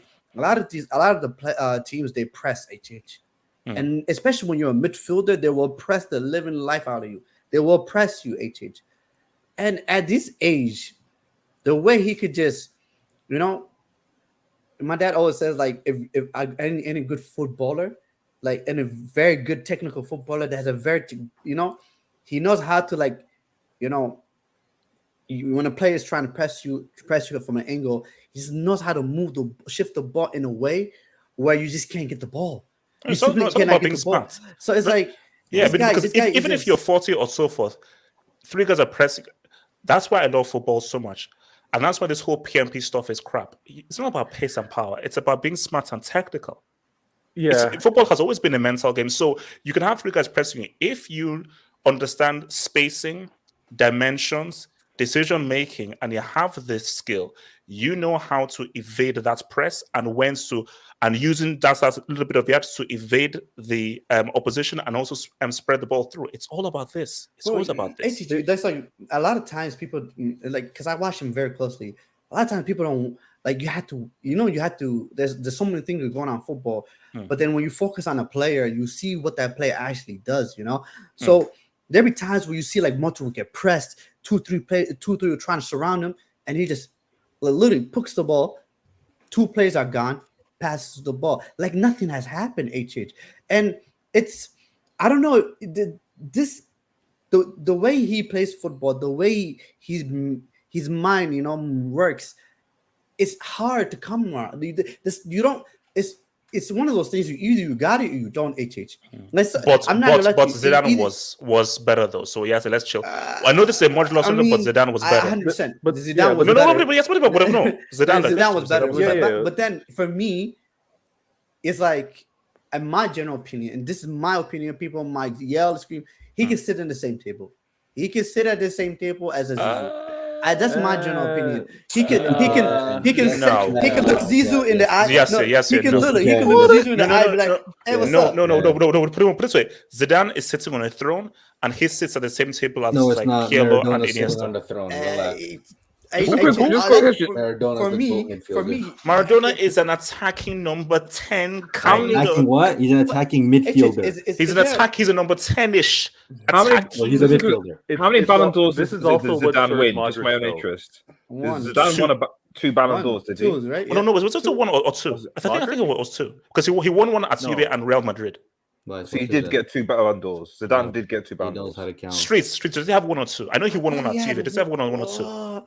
Because Streets, how Modric many got a Ballon d'Ors Ballon does Zidane d'Or. have? Modric got a Ballon d'Or. So Yeah, that's what I I'm mean, asking. So how many did maybe I think I don't Modric. know. But I don't know. For me, Okay, people like, are saying it's one. I think it's the one at Juve. Basically, at 98 when he won the World Cup, I think it's the one. He wants the one. But actually, it's like there's longevity also count in this argument as well. Like what he's doing at this age is ridiculous. HH. Oh yes. This is Okay. ridiculous, Let me come man. to Ricardo. Briefly, Ridiculous. Richie. Happy birthday. And stop hating us as a freaking Barca fan. And he's better than Iniesta. Ricardo, he's better than It's a Iniesta. freaking football channel talk. Ricardo, you don't need to mention someone else in there. Yes, I said it. This is Modric turning 37. Ricardo, don't be a freaking He's hater. You better than damn Iniesta. thief. Tell him. Well, Better. I was gonna say happy birthday to Luka Modric. So since we know him so personally, second, he's not better than Iniesta. Let's get. He's that better out than of the way. Iniesta. Move No, he's on. not. First, who's your best midfielder of all time for your club? Isn't it Scholes or something? No, Yes. Yeah, yes. he doesn't even can't even shine. his Ricardo, teeth. we're Anyway. here to wish you guys happy birthday. Modric, I've always been a big fan of him. I'm No, not you hating. haven't. Yes, I Lies. have. I've always said. Yes, I've you always meet your said mic. this. I've always said that he belongs on the same table as Xavi, Iniesta, Zidane, and all those great midfielders. I think anybody like that's one thing I'll always say about majority of Barcelona fans. They think he doesn't belong. He does belong. He's in that table. Whether or not you think he's better, that's another question. Some people do, some people don't. In my opinion, he does it because I'd rather have Iniesta's ability and I'd rather have Iniesta's career. That's a fact. All right. But yeah, no, Modric is one of the greats of the game, one of the greats of his generation. I think him winning Ballon d'Or in the Messi-Ronaldo duopoly is significant. Yeah, he did with Ballon d'Or. He won it, yeah? He won the Ballon d'Or. Yeah, he did. He Okay. deserved it, Okay, no, right? I'll just check. I was checking. Okay. Yeah, I mean, I don't know what you're trying to insinuate, but No, for cut, it's nothing. But he won the Ballon d'Or. Yeah, he won the Ballon d'Or. Okay. Yeah, but what do you want? What is it? So many players deserve the Ballon d'Or. Ricardo, all I want to do is he won the Ballon d'Or. Yeah, he won the Ballon d'Or. Yeah. Cool. Okay. Yeah, he also Very didn't win a interesting. World. He also didn't win a World Interesting. Cup. Yeah. Okay. But I just find it funny, you know, because you always say longevity is overrated, but yet the guy you twerk for has incredible longevity. Now you want to twerk, but no, Modric. Ricardo, I don't twerk. He That's belongs. for women. I walk. No, you twerk, man. Just So. you twerk. But So please, let's not. It's like No. Ricardo, you bum ass hater. Ricardo, you How am bum I ass hating? hater. How am I hating? Ricardo, you bum ass hater. Read this, Ricardo. Read this right now. Okay, Ricardo, read this. You know why he's still playing? Let me Ricardo, tell you. read the tweets. Okay, Just read it. Is 37 years old today. He's still strong on this period started Real Madrid. For context, Xavi was playing in Qatar at that age. Iniesta Was Pirlo in the MLS? Pirlo, the three frauds were in the MLS. All right. Best midfield of this generation is not even close. Okay, so this Lucas Navarrete guy, that Lucas Navarrete guy, I'm just Real Madrid. I'm just saying. Just as a note, I think Scholes was still playing at age. I think if I recall. I was gonna say, was 40 or something. But wasn't Pirlo like Juventus for a Medical while? science is at a new level now, so Modric has the benefit of that. I mean, basically, Yeah, it's better than I don't know what you KDB, want to say. so, I don't yeah. want to say because like Ricardo, I'm not saying anything, KDB's Ricardo. not done yet. I'm no, free, I know man. what you're trying to insinuate. Ricardo, And Ricardo, Yasir I'm not spoke for you. Ricardo. I'm a Yasir- simple man and Yasir with a spoke simple for you. plan. You're just mad that your bald fraud Robin didn't win a World Cup in the hands of Andres Iniesta and Xavi. Oh yeah, I know. Don't Against forget. 10 men. Spain Against Tech. no, Spain Tech doesn't against matter. 10 men. That's football. Against That's 10 men. football. Against You- 10 men. That's you know- two- you know- he you know mentioned what's two crazy? Against 10 men. You know what's crazy too? Against I 10 love men. Modric. I love Modric. But That's a lie. he had That's a 90 lie. minutes to win a World Cup. His country's first ever World Cup, and he didn't do it. But you know who did? He plays for Croatia. For God's sake, So what? He made Croatia. it to the finals. He made it to the finals. Blancos, can you please grab the mic about Against because France. this guy has obviously gone off the But shout rails. Shout out to Modric, man. One of the GOAT midfielders. Blancos, can you please take the The mic? got me for the got me for.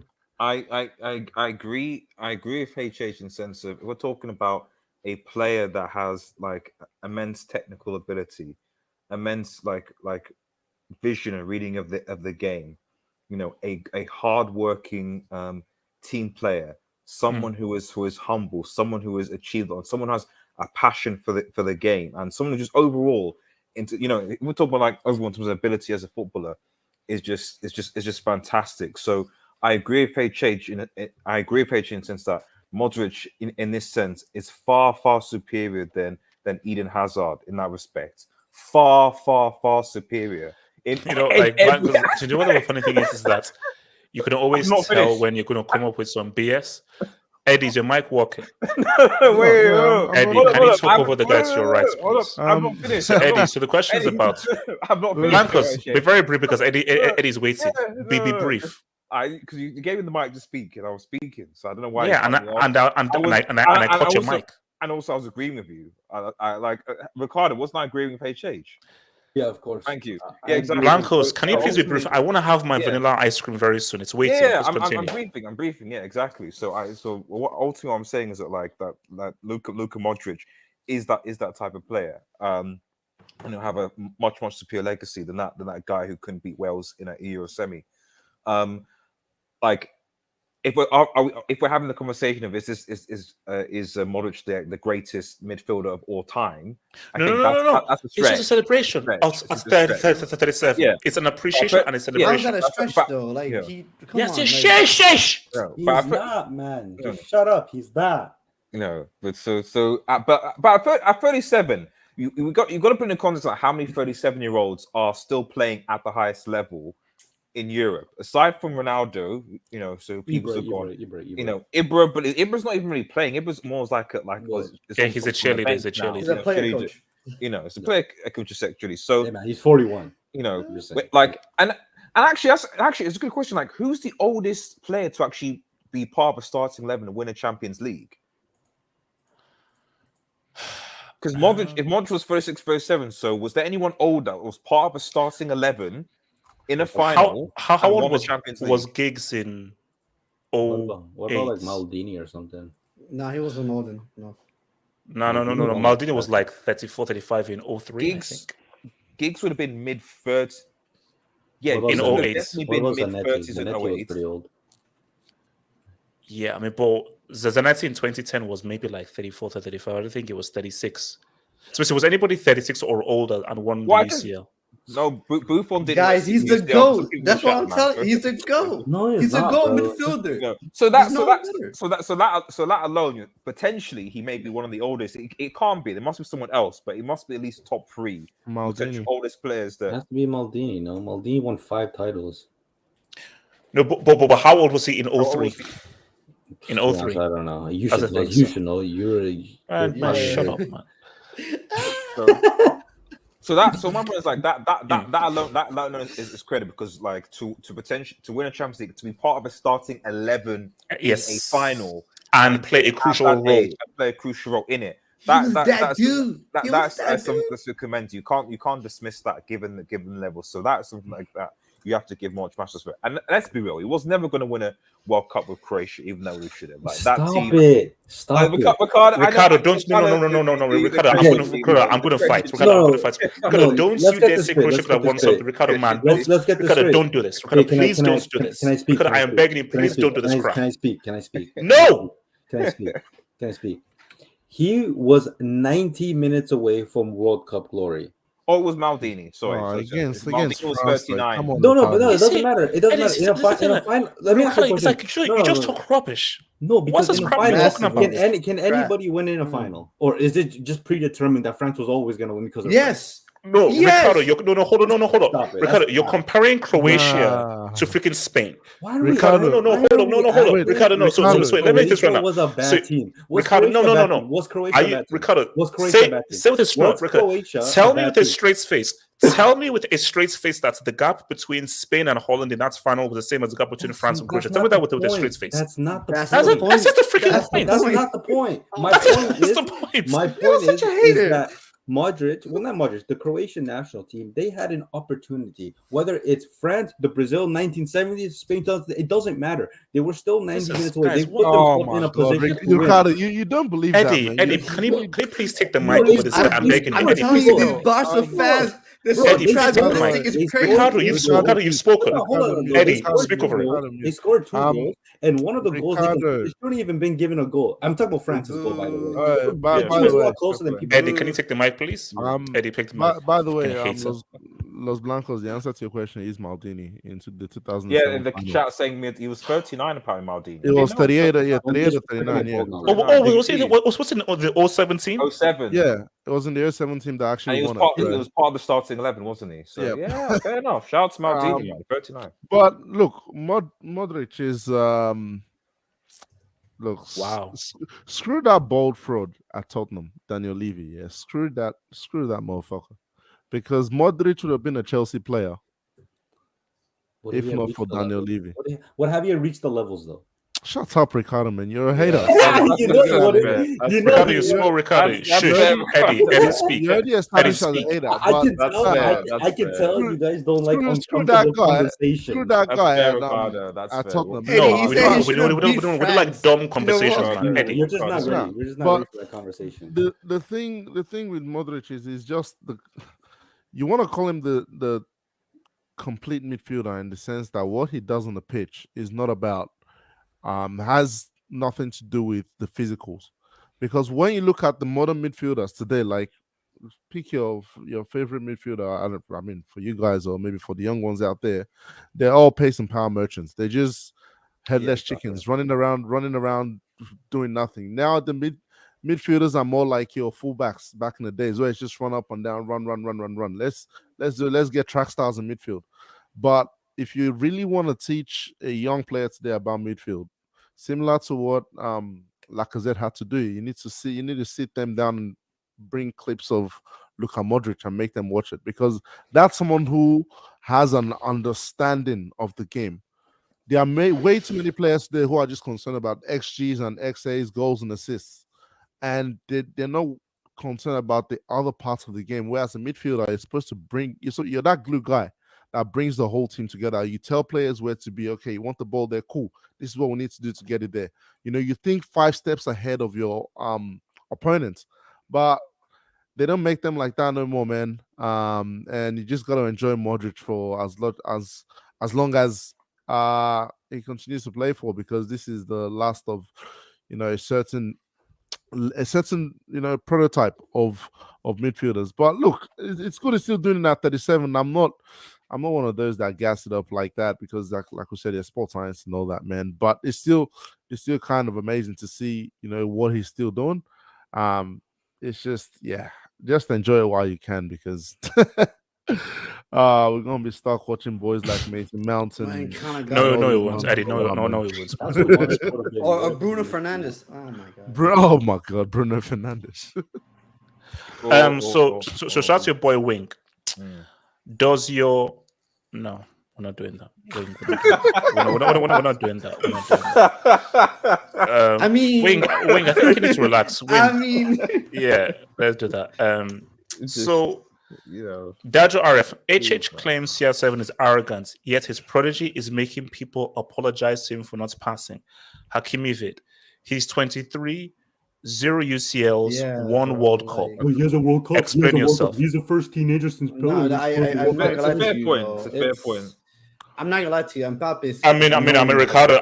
Is it a lie? Mbappe has done nothing in world football since the World Cup. World Bro, he's Cup, a brat. Exactly. He's World a Cup, brat. babe. He's Ricardo, a don't brat, hate the bro. World Cup. Yeah. Ricardo, He's an don't hate the arrogant World Cup. brat. Ricardo, tell your boy Ricardo. Magic to say what's up. Ricardo, I love the World Cup. You know why I love the Ricardo. World Cup? Because Iniesta won it and Modric didn't. That's why I love the World Cup. No, against 10 men. No, it doesn't Mbappe matter. actually plays against 11 men, though. Gid. I love Gid. You The like one it was Spain. Marco Siklic. How can you be a football fan and not love Modric? So let me say, how can you be a football fan and not love Modric? He's sheer class, and to do it at his age at the highest level is beyond impressive. I know, Marco. It is. I know, Marco. There are some people that just don't. There's some people Ricardo that for needs some to reason speak. they just Needs don't. to speak though. That's the thing. You need to hear Ricardo's opinion. Exactly. No, I don't. Because he's uncomfortable. He doesn't want to hear the truth. He's a I mean, baller. this is a guy that do you only think that Mbappe is going to win the World Cup with France this year though? Without Pogba, no. Alps. Wait, Oh. no, Heche, you can't do that. You can't. Yes, do yes, I that. can. Yes, I can. No, Yeah, no, yes, no, I- you can't. You Eddie, can't do that. Eddie, I already have the Heche, tweet saved as a draft. I already have the tweet you saved as a can't do draft. that. So The prodigy has to show up. Eddie, the tweet already has a draft. After that Euros garbage, he has Prodigy has to show up. Yeah. Ricardo, excuses. I know him winning a World Cup annoys you guys, but I'm sorry, No, it's no, happened. No, I know no, he dunked Heche. on Messi. like I it. know he dunked on Messi. I Hey, know it's Hey, happened. I don't care Heche, about whether or the not he prodigy comes to cannot Messi. peak at 19. He can't peak at Eddie, 19. Eddie, No what you way. need to understand, Eddie, what you need to understand, if England The somehow prodigy can't peak at 19. Eddie, what you need to understand is if somehow England win this World Cup and Mason Mount's part of that team, the Oh fact my that Mason God. Mount have a Champions League in the We're World goat Cup shouts. will destroy no. we'll destroy the narrative, you know. Oh, so HH rates consistency now. No, I don't. I rate a guy who's saying what's up at 37 while your bombers goat is in They're Japan. so inconsistent. Okay, can I read the doc? Okay, so Zidane's the most inconsistent player out of Iniesta, Modric, and Xavi is a fraud now. Hypocrisy, HH. Alps, don't put Iniesta and Xavi in near Zidane. Don't do it because you'll just embarrass yourself. You'll just embarrass yourself. Shout out to your boy Adams. HH, let's be real and stop being nostalgia merchants for 1 second. Modric, you see, no. Modric is the best midfielder of all time. He can play all three positions in the middle of the park and excel. Has a Ballon d'Or in the CR7 Mesa. Gracious to Adams, no, he's not. You're telling me Modric can play as a defensive midfielder. Okay. No. You cannot You cannot say he's not the GOAT midfielder. If you got to give us a name, who do you think Zidane is better than him? Zidane is better than Modric. I mean, like, okay. I love Zidane. Zizou is my guy. I love Zizou with all my heart. He's one of my favorite players, but Zizou was not being as consistent as Modric. And also, say Iniesta, you can have a debate. Iniesta, you can have a debate. But was Zizou the best every single season? No, I don't think he was. Adams, sorry. Yes, yeah.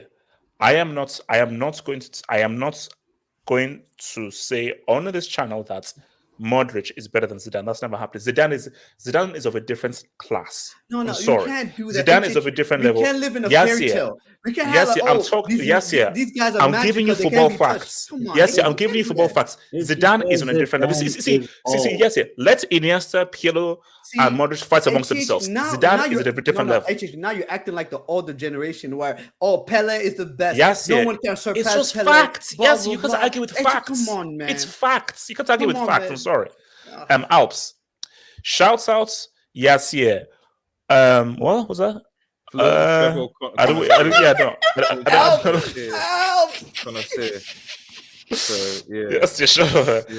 know what they say, man. I don't know what you say right there. So I mean, I don't know what you're trying to say, but of course you would know because you not want to treble. So that's Orlando Ortiz. Here's the thinking about is that Lionel Messi 10? Yeah. No one would consider it absurd if Modric wins another UCL. That says it's all if you ask me. What more do you want him to do, though? Okay, do you want him to win a Euros with Croatia? No. Look, see, for me, Modric is amazing, and I think that don't want to understand the point. Do not want to like you guys get it. You just don't want to understand it. You can sit here. Speak your points, truth, Ricardo. What stupid useless points do you want to make? Okay, let him make his stupid point. Freedom of rights, right? Freedom of speech. Sorry. Freedom of rights. Sorry, my bad. I got confused. You're talking about the difference between France and Croatia. Why are you disrespecting the quality of players that were in that Croatian national team? Might I say that? Let's not forget when they had. Can you name the team? Can you name the starting 11? They had Mandzukic, Rakitic, Perisic. They had the guy who played for Inter Milan. They had that defender from Brozovic. That defender from Atletico Madrid, the right back, I think it was. What? They had Vida. Huh? Actually, no. The white guy from Atletico Madrid. They're all white. They're all white. What? Okay, anyway. And also like they had like a super defense, top defenders. They have a good defense. You can't just look at players' names and just assume that. No. Wait, hold on. Let him make his point. Let Ricardo make his point.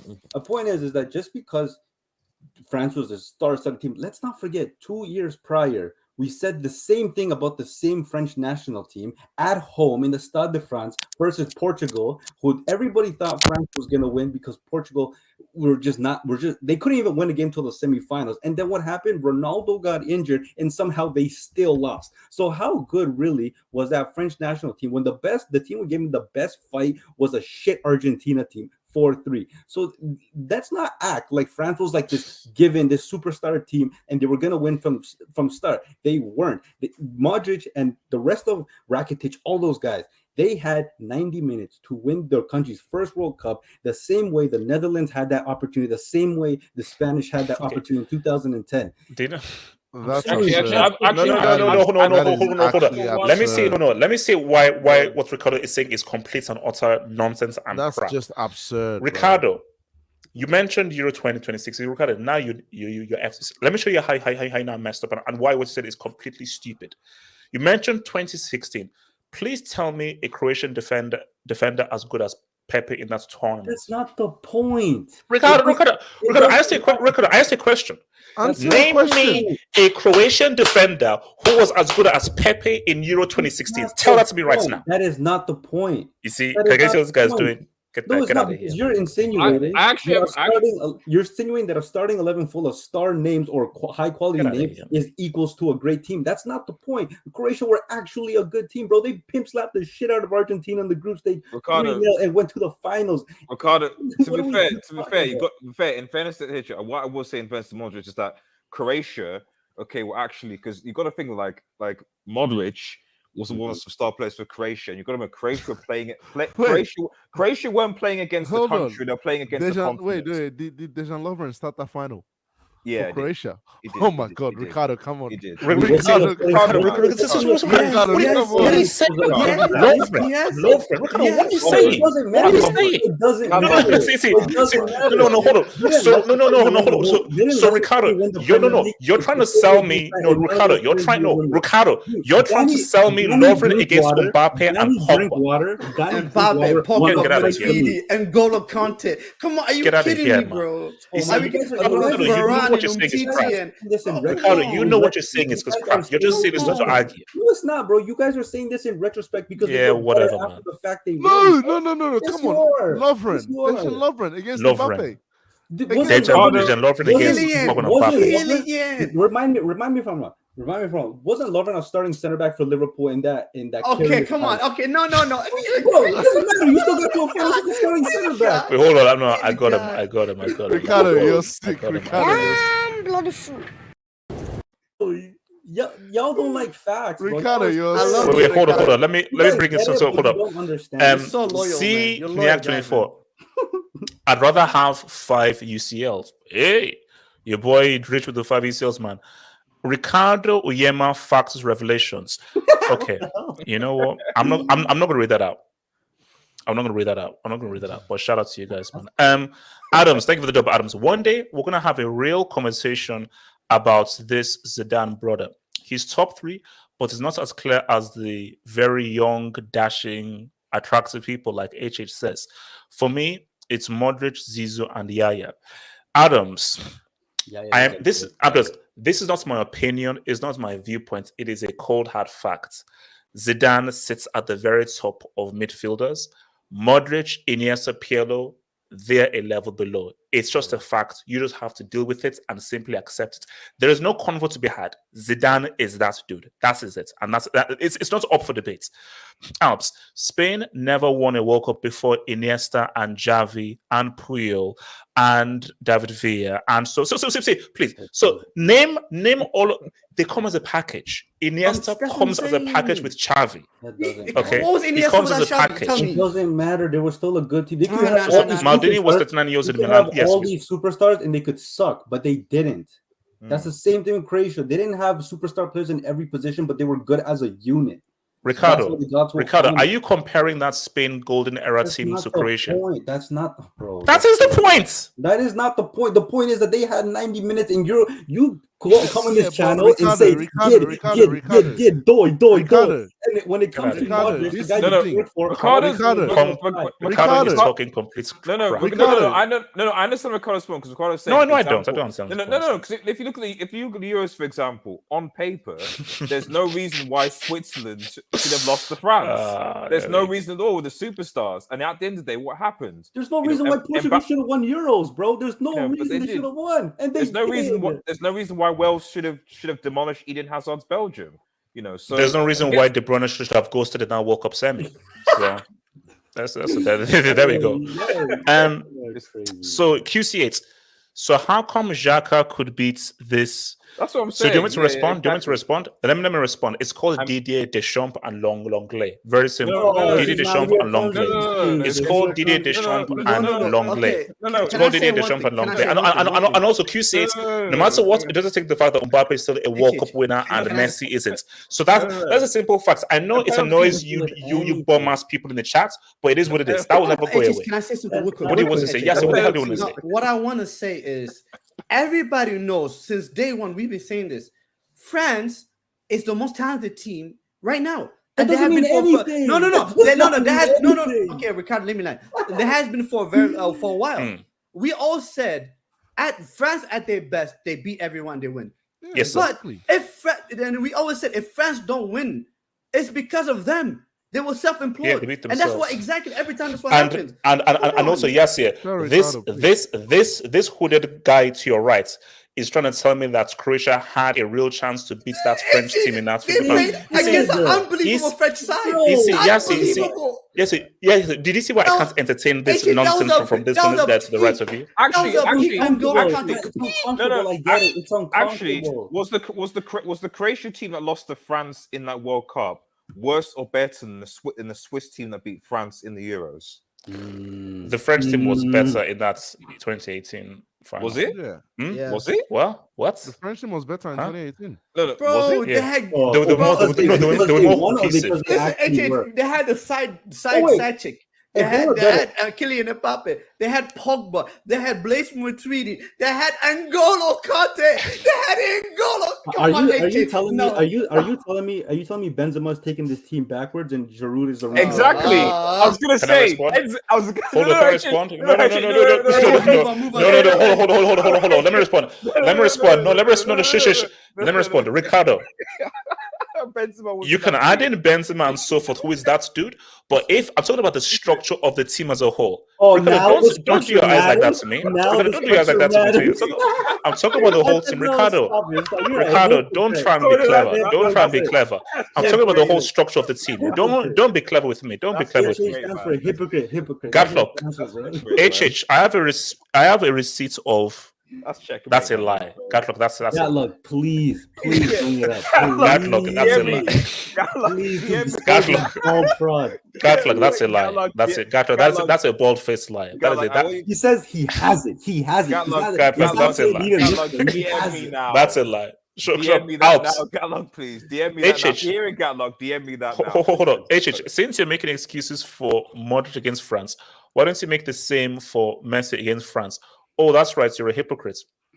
Alps, very simple. See, Alps, you messed up, you freaking moron. You keep telling me that this guy is the GOAT. If you're the GOAT and you're better than Maradona and R9, get it done. Oh, sorry. So the GOAT can't stop a 19-year-old? Oh my. Hold up. So the GOAT can't stop a 19-year-old. The GOAT can't stop a 19-year-old. Oh my God. Oh my God. Oh my God in heaven. It's fair. Zidane scored in 2 World Cup finals and assisted in the Euro final and the winning goal in a CL. If Iniesta was Croatian, Ricardo wouldn't be saying this. The difference is that Iniesta actually did it. Penalties. Wait, hold up. No, come on. No, we're not doing that. We're not doing that. We're not doing that. Goes all the way through. I don't think Croatia won on penalties. We're not doing this. We're not doing this. Why are you mentioning me? That's not me. No, we're not doing that. We're not doing that. Come on. Blancos, come on, we're not doing that. We're not doing that. Come on, we're not doing that. Daddy Us. HH is now saying Mbappe won the World Cup versus a Muppet team. No, I'm not saying that. I'm just saying that, it is what it is. CJ. Didn't Croatia beat Argentina 3-0? France beat them 4-2, right? So how can you say Modric and Croatia did not have a chance in the World Cup final? Both ways, BS. Hypocrite. The gap between Croatia and France was too No, fast. it's So not. don't give me that crap. Ricardo, It was too fast. did you hear that video, by the way? The brief. Abrit's fair. Ricardo, Iniesta right now is getting pumped by animators in Japan, while Modric is still at a high level. And Zidane's last game was a World Cup final he scored in. Ricardo, you Iniesta completed football. He completed football with Javi. On top of that, he scored the with Javi. Ricardo with Javi. No, Ricardo, complete the whole thing with Javi. Ricardo, they come as a package. Ricardo, they come as a package. You know what? In the chat, did you hear the fact that HH predicted that Croatia would? David C. No, they didn't. No, they didn't. Not even. I forget to mention that Rakitic saved Modric's ass in back-to-back penalty shootouts, scoring. Okay, David C. had a complete midfielder, but he buried hyenas under Old Trafford. Okay, we're gonna keep moving there. Daddy Us, they said Mbappe destroyed Argentina with Otamendi starting, but Messi was also in that team as well. Messi was there as well. Oh yeah, Messi the center back. I forgot. Yeah, Alps. What is this fraud channel? Did you all start watching football yesterday? Modric is not the first or last midfielder with technique. Y'all are frauds, man. Ricardo, I'm shocked by the bullcrap you tried to What? pull. I spoke facts. I'm shocked by the bullcrap you tried to pull. I did say Modric. I'm gonna have my vanilla ice cream, man. I'm still surprised you predicted Croatia to win over France. That's what I'm looking forward to my vanilla ice cream and cashew nuts. I'm very reverse shocked. jinx. It's called reverse jinx, bro. Eddie, these guys are just haters, man. Eddie, don't believe these guys. You got exposed. I can't lie. Alps. So for Messi, he can't stop a 19-year-old. But when it's Modric, it's France was a super team. HH, you're a freaking fraud. No, I'm not. If Messi is the GOAT, good. If the GOAT, good. I'm not saying that's name. Mbappe was on a good. Mbappe was on the guy behind the guy. Let's talk fluent Ballon d'Or now. Iniesta, what's up? Hey. QC8. So Xhaka can beat France's super team, but no, Switzerland beats the France team. It was Switzerland, you freaking moron. Xhaka did kind of Abrit's fair. According to Ricardo's dumbass, useless crap logic, CR7 and Messi can't say nothing to Maradona and Zidane with no World Cup. Totti over Iniesta because he won Serie with Roma in 01. I know. Abrit's fair. I know. Look, Ricardo's logic is trash. That's what you believe in, HH. Like Messi, Ronaldo can't be goats because they haven't won a World Cup. So. Let him score in a World Cup knockout first. Sure, then get back to me. I agree with you. Let him score in a World Cup knockouts first. Then get back to me. Aswin K. Salty, bomb-ass, trash, cheating-ass, liver, Barca fan, crying and adding Spain to compare Modric to the Japan man. They will cry again when Benzema wins and Suarez is farming in Uruguay. Yeah, Suarez is better. Everybody knows this. No, he isn't. God. Guys, Ricardo, guys, come on, man. It's been guys. Eddie. Recency bias. So guys, shout out to Eddie, shout out to Yassi and Los Blancos, man. Shout out to you guys, man. Thank you for your contra. I didn't tell this to you. So I don't care. Eddie, Yassi and Los Blancos, thank you for being part of the show with your amazing insights and amazing analysis. I hope to have you back here again. And so for the really appreciate your great work, Eddie, Yassi, and Blancos. So Blancos, Yassi, and Eddie, Yassi, and Blancos. I really appreciate you coming through. And guys, we'll be back here tomorrow night for a beautiful hangout. Hopefully not featuring that clown in the hoodie. Peace out, stay true, stay real, and Zidane is still that freaking dude, man. Peace out.